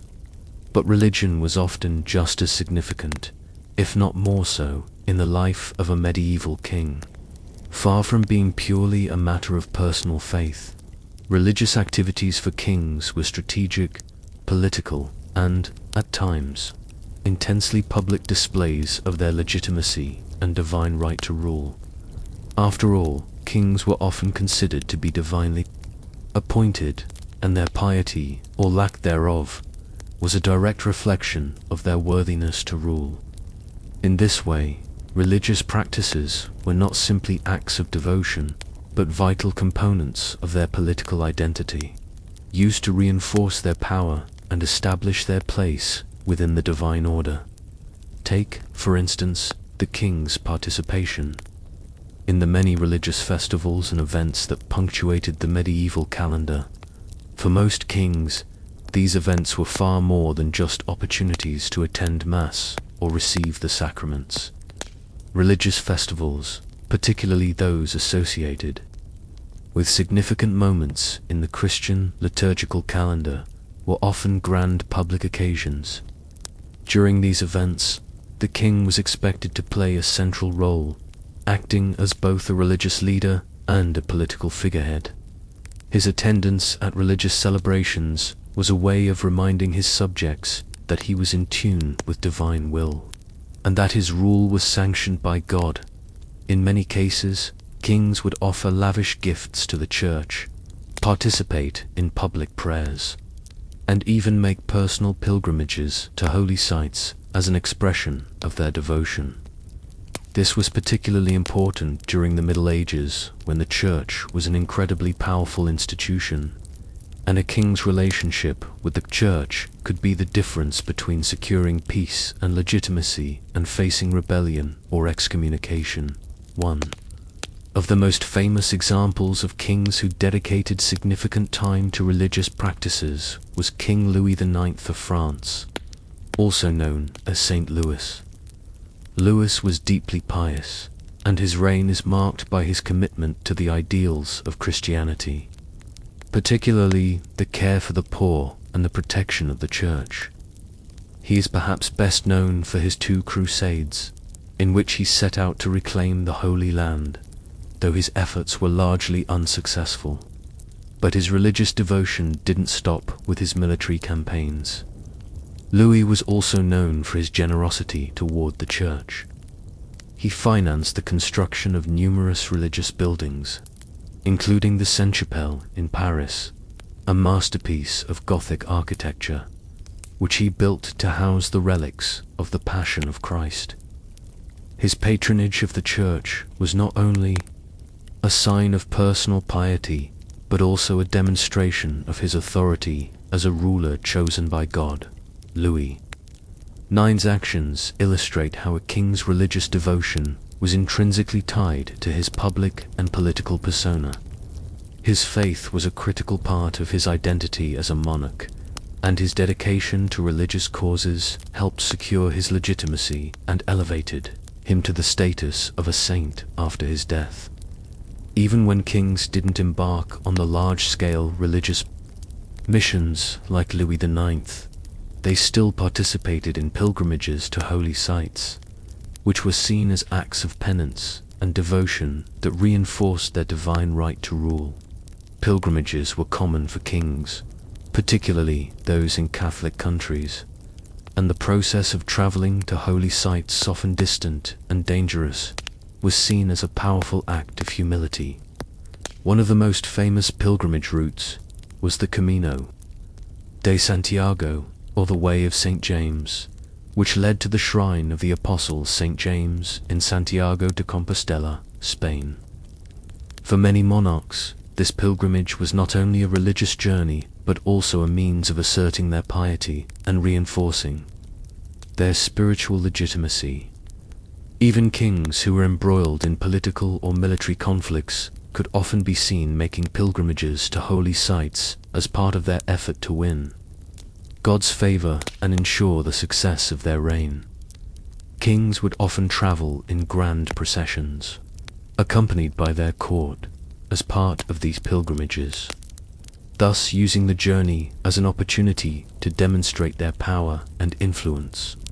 However, religious practices weren't just about personal devotion or public image. Pilgrimages and acts of devotion also had a strategic component. Kings often used religious activities as a form of diplomacy or a tool for securing alliances. For instance, a pilgrimage could be an opportunity to make peace with a rival or to solidify a political alliance with another monarch.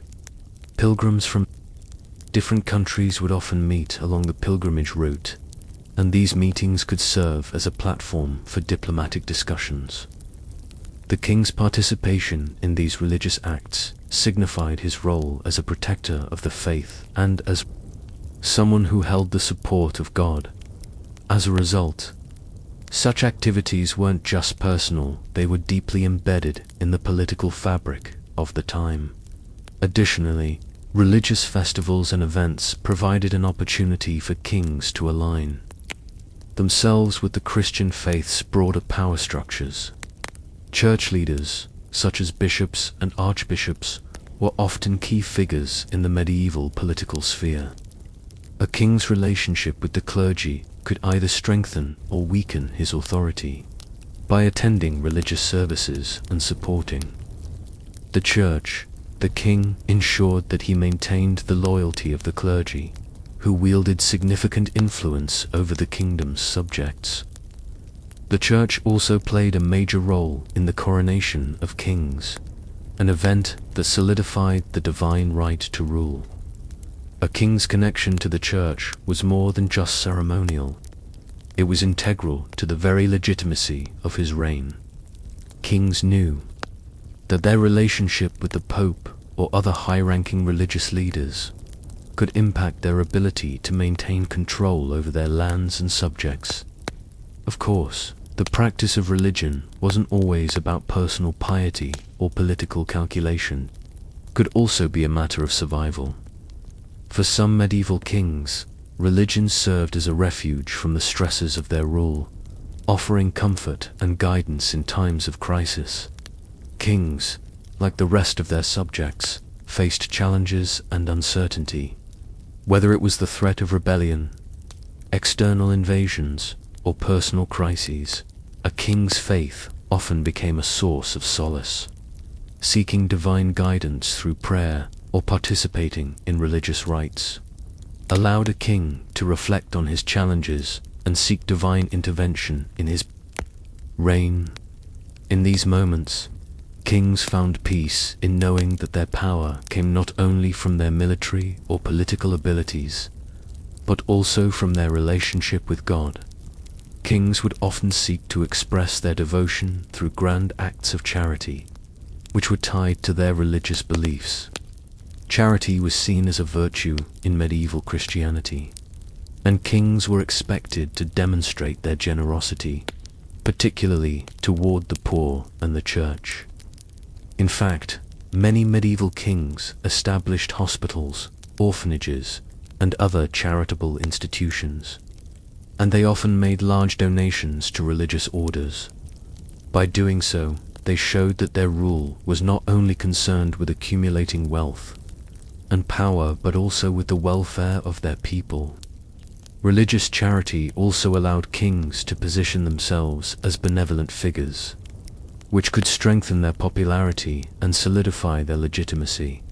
For all the grandeur of kings' religious devotion, there was also an element of personal sacrifice. Kings often set aside time to pray, attend mass, and perform acts of penance to demonstrate their humility and devotion to God. These acts of personal devotion were a way for kings to show their subjects that they, too, were subject to God's will, despite their position as the most powerful figures in their kingdoms. In doing so, they sought to convey their moral integrity, and their efforts to be seen as humble and devout were often rewarded with loyalty and respect from their people. In conclusion, the religious practices and pilgrimages of medieval kings were far more than simple acts of faith. These activities were deeply intertwined with their political and social roles. They helped solidify their legitimacy, strengthened their relationships with the church, and provided a platform for political maneuvering, whether engaging in pilgrimages, making public acts of charity, or reinforcing their piety through religious festivals. Kings understood that their devotion to religion was a key element in maintaining control over their kingdom. For them, religious practices weren't just about personal salvation, they were a crucial component of royal identity, diplomacy, and power. By dedicating time to religious activities, medieval kings demonstrated that they were not only rulers of the land, but also divinely chosen to rule, and that their reigns were guided by a higher purpose. As we continue to peel back the layers of a medieval king's free time, we come to a subject that could arguably be considered one of the most politically charged aspects of royal life: the king's council and court politics. You might be surprised to hear that, even in their downtime, kings didn't really have any time off from the complex web of political intrigue and maneuvering that was their everyday existence. The royal court wasn't just a place for leisure activities or casual socializing, it was a political arena, and the king's interactions with his courtiers could significantly affect the balance of power within the kingdom. In fact, many kings spent much of their supposed leisure time engaging in political discussions with their closest advisors, counselors, and lords, as these conversations often had far-reaching consequences. Imagine the scene while the feasts, dances, and hunting expeditions were all happening around him. The king was often in a more secluded space with his inner circle, where deals were made, allegiances were solidified, and strategies were devised. Even the most grandiose of royal celebrations, where lavish costumes and expensive foods were on full display, had an underlying current of politics and power dynamics that were hard to ignore. For the medieval king, his court was much more than a group of loyal subjects. It was a collection of rival factions, all jockeying for influence and favor. It was a delicate balancing act. The king had to be acutely aware of these dynamics at all times, ensuring that no one faction gained too much power or leverage. The courtiers around the king, from the nobles to the bishops, were constantly vying for positions of influence. Some courtiers were ambitious, hoping to secure land, titles, or greater control over certain regions of the kingdom. Others were motivated by ideological concerns or religious convictions and were eager to steer the king's policies in their direction. While the king might have been enjoying a game of chess with his court or participating in a private musical performance, much of what happened behind the scenes involved intricate discussions on foreign policy, military strategy, taxes, and Alliances. These were not idle chats or leisurely exchanges, they were the lifeblood of a king's rule. The advice a king received from his counselors and advisors could literally make or break a reign, as it influenced decisions on everything, from war to diplomacy to the treatment of peasants. A king who surrounded himself with clever, loyal, and capable advisors was more likely to maintain control over his kingdom, while one who trusted the wrong people or failed to manage his court properly risked losing his power. One of the most significant ways that kings spent their political free time was in the counsel of their trusted advisors. The role of the royal counselor was far from passive. These advisors often had the king's ear during the most crucial moments of his rule, whether he was deciding whether to go to war or attempting to navigate a tricky diplomatic situation. The king's relationship with his advisors, both those who were part of his inner circle and those who held official titles like Chancellor or Prime Minister, was central to the functioning of the monarchy. For instance, in England, during the reign of Henry VIII, the role of Thomas Cromwell as a key advisor was pivotal. Cromwell helped orchestrate the king's split with the Roman Catholic Church, a decision that fundamentally reshaped the landscape of England. Henry's time spent with Cromwell and other members of his court wasn't simply about hearing suggestions. It was about forging policies that would have long-lasting effects on the kingdom. The time spent discussing matters of state wasn't just a king's duty, it was an active part of how he exercised power.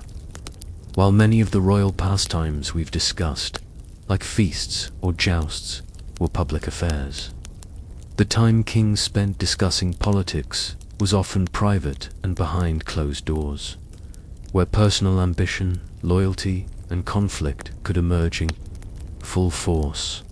And it wasn't just a matter of the king sitting with his advisors.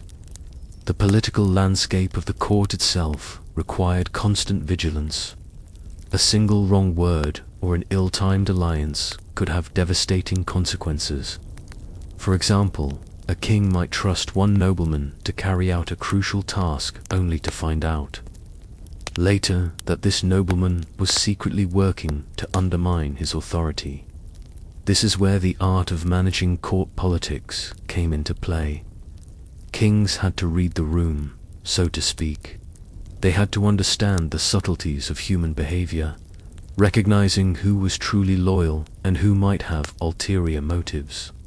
Sometimes, a seemingly innocent conversation at court could hide a veiled political maneuver, and a king who wasn't paying attention could easily be caught off guard. This constant tension in the royal court often meant that even a king's leisure time could quickly turn into a series of discussions and negotiations that affected the kingdom's future. Furthermore, the king's interaction with his counselors wasn't just about strategy, it was also about consolidating power. Kings had to maintain a careful balance between the various factions at court, ensuring that no one group became too powerful and no one noble became too influential. In some cases, a king might invite his advisors to a private dinner or an informal gathering, not just to relax but to subtly test their loyalty or to gauge their opinions on sensitive matters. These informal meetings, often masked as casual leisure events, were just as crucial to a king's rule as the formal councils where major decisions were made. In these more relaxed settings, the king could observe his advisors' behavior, hear their unfiltered thoughts, and determine if any political moves or alliances needed to be made to maintain control over his kingdom. In addition to dealing with political maneuvering within the court, medieval kings also had to manage their relationship with their family members, especially if they were competing for influence. Succession was always a sensitive topic. Royal families were often large, and the children of the king might not always be content to sit idly by while their father reigned. Many kings found themselves embroiled in delicate power struggles with their own sons, brothers, and even cousins, all of whom might have had designs on the throne. In these situations, a king might spend much of his time making sure that potential heirs to the throne were kept in line. The king's interactions with his family members often occurred in private settings, away from the public eye, but they could be just as politically significant as the formal meetings with his counselors. For example, when King Henry II of England's sons rebelled against him in what is known as the Rebellion of 1173 to 1174, it became clear that royal politics extended far beyond the court. Family loyalty was often tested, and in many cases, the king's own children were the source of the most significant challenges to his rule. Family politics, therefore, was another arena in which kings spent a considerable amount of their free time as they navigated the complex dynamics of bloodlines, inheritance, and royal ambition. In some cases, the king's counsel might even extend to foreign diplomacy. When a king wasn't dealing with internal matters, much of his time was spent engaging in strategic discussions with ambassadors and foreign rulers. In medieval times, international relations were often as volatile as domestic politics, and kings were expected to maintain complex alliances with other monarchs, noble families, and foreign powers. Treaties, alliances, and marriage arrangements were often brokered during long, private discussions between kings and their most trusted advisors. These diplomatic endeavors were part of the king's broader strategy to maintain peace, expand influence, or prepare for war. At times, a king might also host foreign rulers or their representatives during grand feasts or diplomatic meetings. But these events were as much about politics as they were about hospitality. Thus, a medieval king's free time was rarely as free as it might seem. Even when they were ostensibly resting, much of their time was spent maintaining power, managing factions, and navigating the complex political landscape of their courts and kingdoms. Whether they were consulting advisors, securing family loyalty, or brokering international alliances, the king's leisure activities were often intertwined with the more serious business of governance.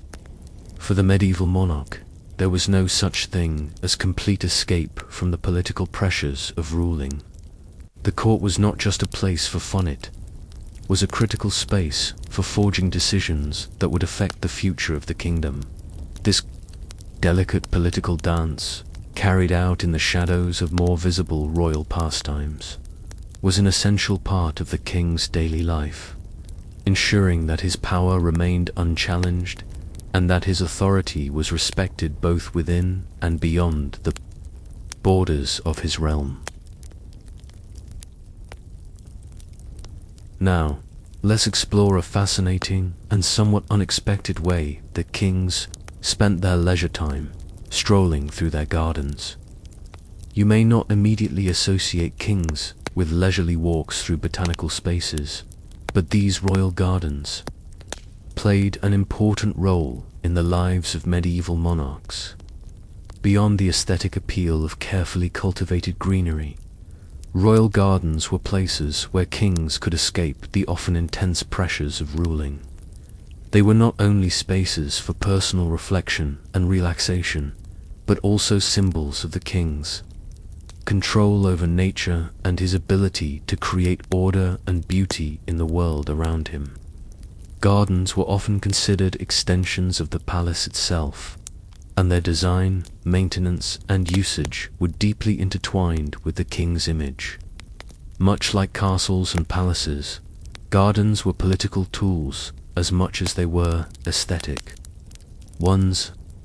When a king constructed a garden, it was not simply to beautify his surroundings, it was also a way to project his power, display his wealth, and communicate his refinement and taste. Let's take a look at some of the most famous royal gardens, starting with the spectacular ones found in the court of King Louis XIV of France. Perhaps no monarch better understood the political and symbolic importance of gardens than Louis XIV, the Sun King, whose reign is often associated with the grandeur of Versailles. The gardens at Versailles were more than just a beautiful place to take a walk. They were carefully designed to reinforce Louis XIV's power and to present him as the ruler not just of France, but of the natural world. The Versailles Gardens were laid out in geometric patterns, a reflection of the king's belief in order and control. The symmetry of the gardens was a physical representation of his belief in the divine right of kings. The idea that he ruled by divine will and that everything in his realm should be perfectly organized to reflect that. The gardens were meticulously planned to align with the architecture of the palace, and their design emphasized Louis's vision of a well-ordered world under his control. The trees were trimmed into formal shapes, the fountains designed to flow in majestic displays, and the entire layout was intended to impress upon all who visited that Louis was not only the master of the palace, but also the master of nature itself. The gardens at Versailles were so much a part of the king's identity that Louis personally oversaw their development, ensuring that they were not only magnificent, but also in line with his vision for France's future. His head gardener, André Lantrey, was tasked with creating what would become one of the most famous gardens in the world. This partnership between Louis and Lantrey resulted in a landscape that was as political as it was artistic. The king's leisurely walks through these gardens were not just moments of personal relaxation. They were opportunities to reaffirm his control over his court, his kingdom, and, symbolically, the entire natural world. The magnificence of the gardens served to reinforce the power of the monarchy, suggesting that Louis, as the Sun King, was the center of all things, from the heavens above to the earth below. His strolls through the gardens, then, were as much a political statement as they were an expression of his personal enjoyment. However, not all gardens were as large or grand as those at Versailles. The role of the garden as a private retreat for a monarch remained consistent throughout the medieval period. For kings who had less extravagant means or who didn't live in palaces as grand as Louis XIV's, the creation of smaller, more personal gardens provided a similar escape. These gardens were often located within the palace grounds and served as intimate spaces for reflection and solitude. The secluded nature of these spaces allowed kings to get away from the hustle and bustle of court life and enjoy some much-needed tranquility. It's easy to forget that kings, for all their power and responsibilities, were human beings who, at times, needed an escape from the pressures of ruling. These private gardens gave them the opportunity to reflect on their reigns, consider their decisions, and even unwind from the mental strain of court politics. Many kings found that taking a solitary walk through a quiet garden helped them clear their minds and regain focus, just as we might find solace in a park or nature reserve today. Kings also used their gardens as a sanctuary. The gardens were also a place for kings to connect with nature, not just on a superficial level, but in a deeper, more symbolic sense. The very act of cultivating and maintaining a garden spoke to a king's ability to exert control over nature itself. In many ways, royal gardens mirrored the monarch's authority over his kingdom. Kings didn't simply watch nature grow, they shaped it, cultivated it, and controlled it. Just as they ruled over their kingdoms, they ruled over the growth and development of the plants, trees, and flowers in their gardens. The symbolism was clear. By tending to these spaces, kings could demonstrate their mastery not only over the physical world, but also over the very forces of nature. It was an outward sign of their strength, control, and divine right to rule. In addition to being spaces for personal enjoyment and symbols of royal power, gardens were also often places of diplomacy, just as banquets and feasts were used as opportunities to solidify alliances and display power. So too were royal gardens. A walk through the garden could serve as an intimate setting for private discussions between the king and his allies or rivals. The peaceful, natural setting provided a stark contrast to the often tense and combative atmosphere of political negotiations, allowing kings to speak freely without the formal constraints of the royal court. These moments in the garden, then, were not simply leisure activities. They were opportunities for kings to engage in critical diplomatic discussions. Whether it was making peace with a neighboring ruler or planning a military campaign, these private conversations in the garden were often just as important as those held in the throne room. The garden became a space for delicate negotiations and crucial decision-making. Let's not forget that these royal gardens weren't just about flowers and trees. They were often elaborate with fountains, pools, and sculptures that added a touch of artistic grandeur to the natural landscape.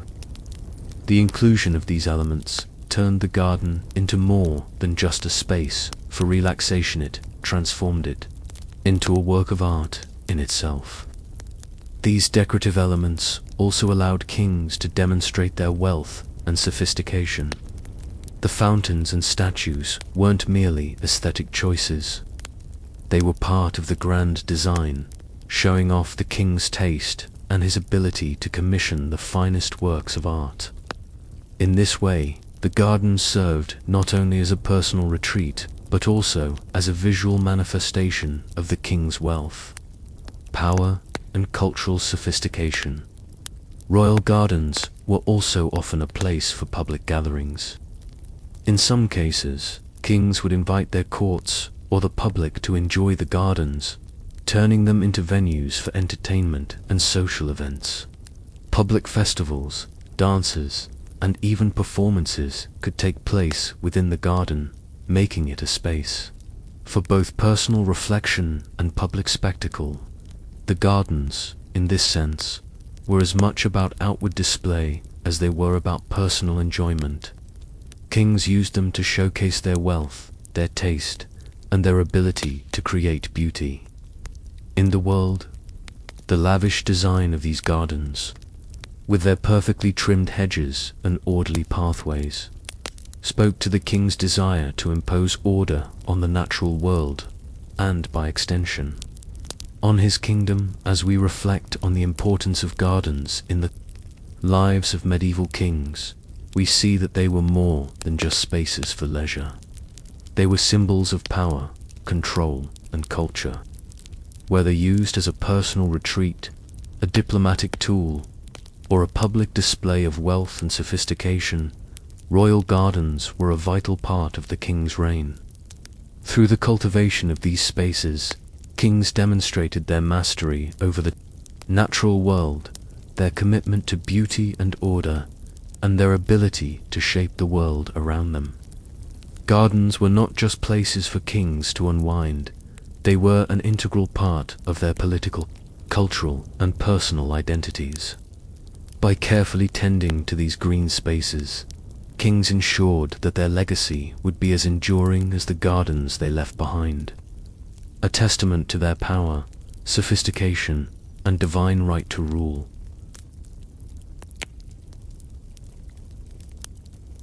As we near the end of our exploration of medieval kings and their free time, it's important to consider how royal leisure and rest didn't necessarily end when the day's formal activities did. The concept of royal downtime, especially in relation to royal gardens or diplomatic hunting parties, was closely tied to a key aspect of the monarch's existence: royal succession and maintaining control over the throne. Even during off hours, a king's leisure was often intertwined with political concerns, making leisure seem more like a performance, a negotiation, or even a carefully crafted public relations effort to maintain power within the royal family. And throughout the kingdom, indeed, while many kings enjoyed a form of personal relaxation and entertainment, this often came with an undercurrent of strategic decision-making regarding their heirs, potential alliances, and even the strength of their claims to the throne. In this section, we will explore the political dimensions of royal leisure, especially as it pertained to succession, familial dynamics, and the careful cultivation of alliances with both family members and powerful outside forces. The idea of royal succession in medieval times was fraught with tension, competition, and uncertainty, and even the most lavish feasts or the most refined moments of leisure were inseparable from the royal bloodline's preservation. A king's heirs were always a subject of intense scrutiny, not just by other kingdoms, but also within his own court. The very fact that a king had to spend time in leisure activities, such as organizing tournaments or overseeing the construction of majestic gardens, often indicated an ongoing effort to demonstrate his dynastic stability. Succession wasn't a matter of simply being crowned, it was an active process of ensuring that future generations would continue the family's reign without challenge. While many kings did spend leisure time enjoying their court, they also carefully curated who their heirs would be, ensuring they groomed the right successor, either by birthright or political maneuvering. Succession became a family business that required constant attention, often even in the moments when the king appeared to be relaxing or entertaining. For many medieval kings, ensuring the survival of their dynasty often came down to carefully staged marriages and sometimes even ensuring their heirs were well positioned within the court to manage the kingdom's affairs effectively. Consider King Henry VIII of England, whose marriages, more than any other king, defined his reign. While Henry certainly had his share of hunting expeditions, feasts, and leisure activities like jousting, his pursuit of a male heir became the most prominent concern during his rule. He went to extreme lengths to achieve what he considered the most important royal goal: producing a legitimate male heir to sit on the throne after his death. His pursuit of this goal altered not only the political landscape of England, but it also deeply impacted the lives of those at his court, as well as the lives of his wives. Henry VIII's obsessive pursuit of a male heir is often viewed as the central theme of his reign. His marriages to Catherine of Aragon, Anne Boleyn, and others were not simply personal relationships. They were political tools used to ensure the survival of the Tudor dynasty. This quest for a male successor consumed much of Henry's attention, despite the many other forms of royal leisure at his disposal. But Henry's obsession with succession didn't end with his wives, it spilled over into his relationship with his court. While his leisure pursuits might have involved feasts or tennis matches, his strategic decisions in these areas often related directly to the establishment of his heirs. The royal court was filled with ambitious men and women, many of whom had an interest in becoming the king's next heir. At any moment, a courtier's ambitions could potentially disrupt the careful plans of the monarchy. It was thus not unusual for kings to maintain constant vigilance over their family members, especially sons and daughters who might vie for power. These were not idle moments of leisure. No king could afford to relax completely, knowing that their heirs might be plotting behind their back. Kings had to walk the tightrope between showing love and loyalty to their heirs, while maintaining enough control to prevent them from gaining too much political power too soon. In addition to concerns over direct heirs, royal leisure time was also deeply involved with the king's management of alliances through strategic marriages, and these were just as critical to the survival of the kingdom. Take, for instance, King Ferdinand II of Aragon and Queen Isabella I of Castile, whose leisure time often involved securing their joint rule over Spain by marrying off their children into other powerful European families. These marriages were not about personal enjoyment, they were about political maneuvering that would strengthen their reign. While Ferdinand and Isabella enjoyed the splendor of royal life, their leisure was intertwined with making sure that Spain's future would be secure through these diplomatic alliances. The children of royal families were often wagered like political pawns in these grand schemes, and leisure activities such as banquets or diplomatic hunting trips could be viewed as rehearsals for a future arrangement where the king's son or daughter could form a political alliance through marriage. These kings' families often spent their time planning and plotting alliances that went beyond personal relationships to the survival and expansion of the monarchy. Yet, royal leisure did not only revolve around marital concerns or familial succession. Sometimes, the strategic concerns of maintaining power required relaxation activities to have a more public dimension. During the Renaissance, kings increasingly engaged in patronizing the arts, not just for the sake of cultural development, but as a means of crafting their own image. Think of King Francis I of France, who sought to align his reign with the cultural achievements of the Italian Renaissance. Francis not only invited artists like Leonardo da Vinci into his court, but also made art and architecture central to his identity as king. In his leisure moments, he didn't just hold court, he actively built up his personal brand through commissioning art that would outlast him. Through these acts of leisure, Francis crafted a vision of himself as the most cultured and sophisticated ruler of Europe, and this message was intended for the whole continent to see. The court of Francis I, with its lavish art collections and artistic competitions, was not just about personal satisfaction, it was a political and public act that served to solidify his image as a king who understood the importance of culture and refinement in governance. The realm of royal leisure wasn't restricted to just family concerns or art. It often had to do with the need to maintain visibility in a world where kingship was constantly tested by competing factions. The activities that medieval kings engaged in when they weren't actively ruling were deeply linked to their ability to secure their positions in the court. Kings used their leisure time as a form of public diplomacy, a way to maintain influence, not only within their kingdom but in the wider European context. While they might have enjoyed watching a play, participating in an elegant feast, or strolling through their gardens, their every move had political ramifications.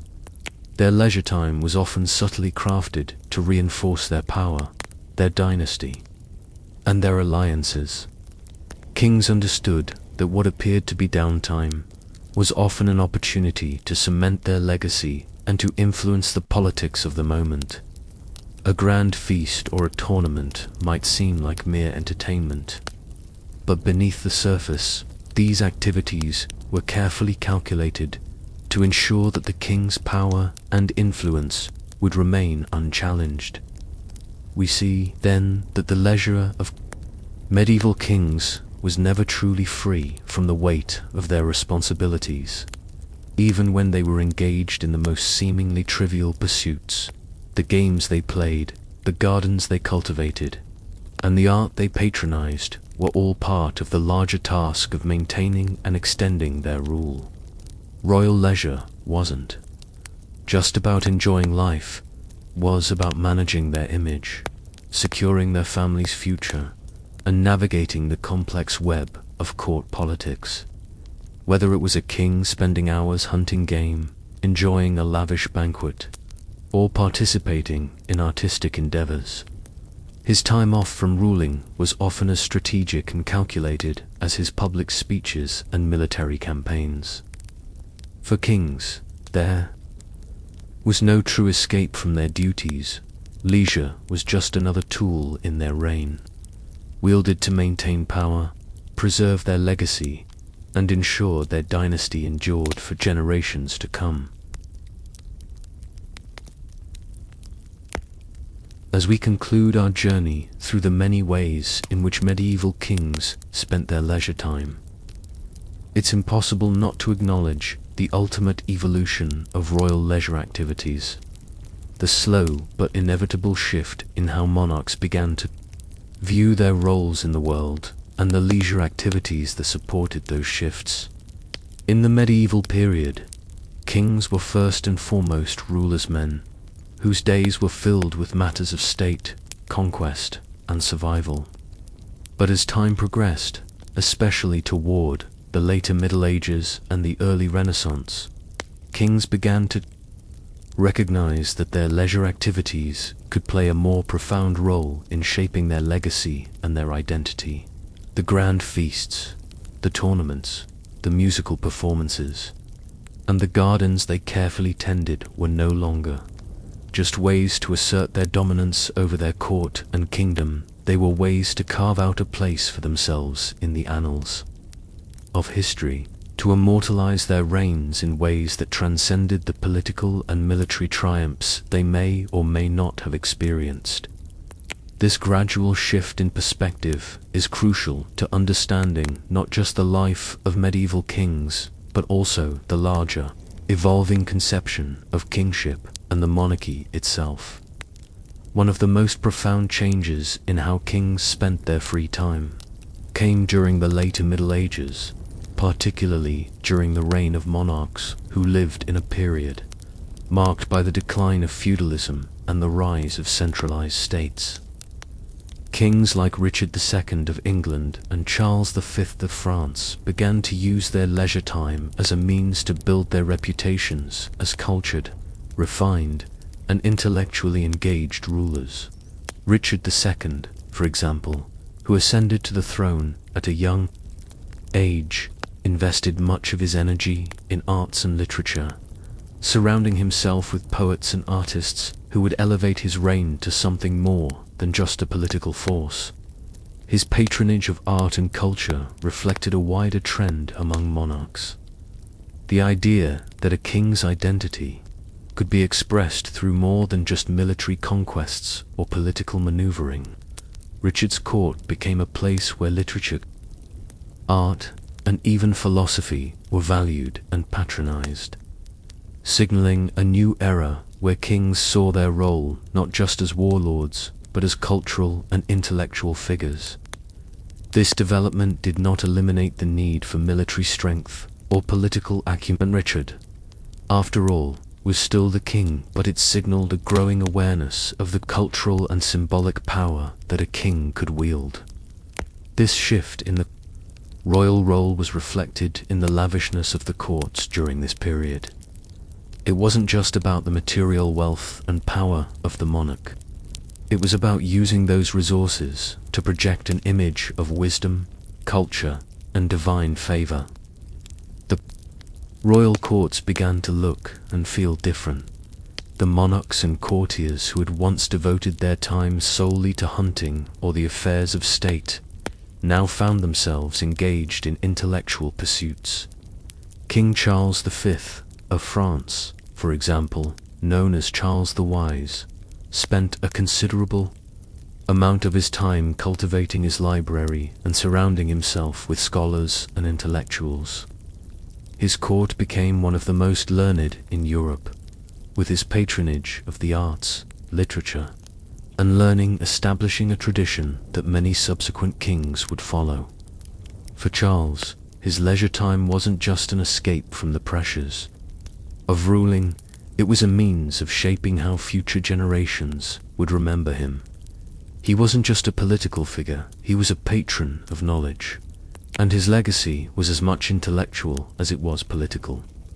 The intellectual pursuits of kings in the later Middle Ages also saw the rise of a new kind of royal leisure activity, the study of the natural world. This was especially true during the reign of monarchs who were beginning to embrace the Renaissance ideals of humanism, which sought to reconnect with the classical worlds of Greece and Rome. Kings like Ferdinand and Isabella of Spain, though deeply religious and involved in the politics of their kingdom, also made time for the exploration of new ideas, particularly in science, art, and architecture. This period saw the rise of royal patronage not just in the traditional sense, through funding lavish artistic projects or building magnificent palaces, but also in the creation of educational institutions and the collection of knowledge.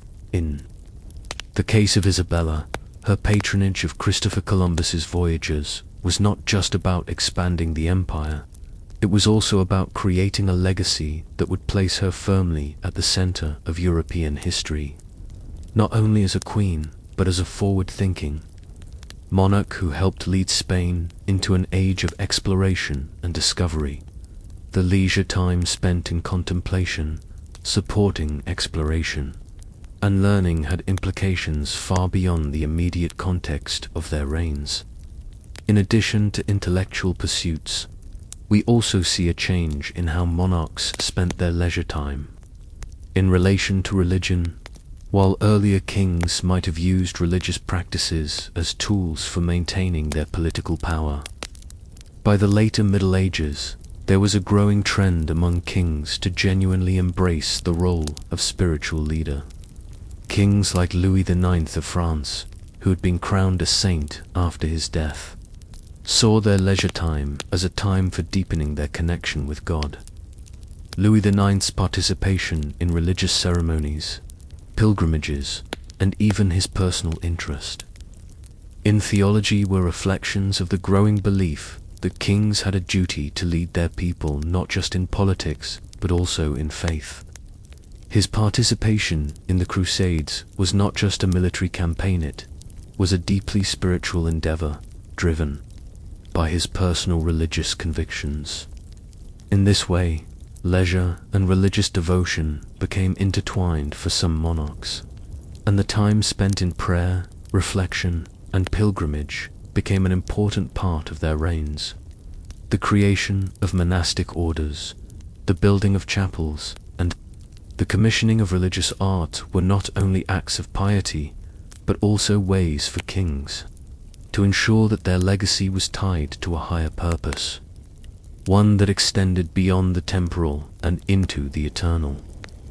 The idea of kingship itself began to change during this period, moving away from the feudal model of the earlier Middle Ages, where monarchs were essentially warlords, toward a more centralized, cultured, and ideologically driven form of monarchy.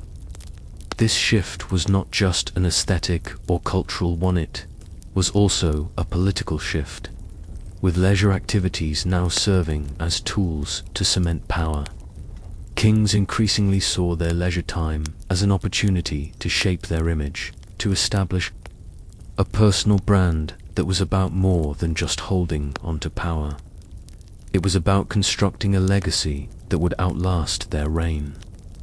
The patronage of art, literature, science, and religion, along with intellectual pursuits and even the construction of royal gardens, became expressions of the king's desire for immortality, for leaving something behind that would last long.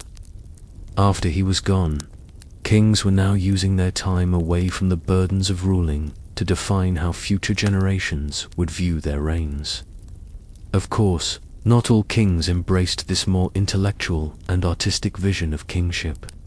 Some, like Henry VIII of England, continued to focus on the more traditional aspects of royal leisure feasts, hunting and jousting. But even in these more traditional activities, the pressure to perform and present an image of royal power was never far from the king's mind. Henry's famous split from the Catholic Church and his creation of the Church of England, driven largely by his desire for a male heir, was as much a personal and political statement as it was a religious one. Even Henry's leisure activities, such as his famous hunting trips and extravagant feasts, were a means of asserting dominance over both his court and his kingdom. As we approach the end of our exploration, we must acknowledge that for many medieval kings, the idea of relaxation, personal enjoyment, or downtime was complex and multifaceted. For some, it was about indulging in the luxury and pageantry of royal life, pursuing hobbies like hunting, feasting, or jousting.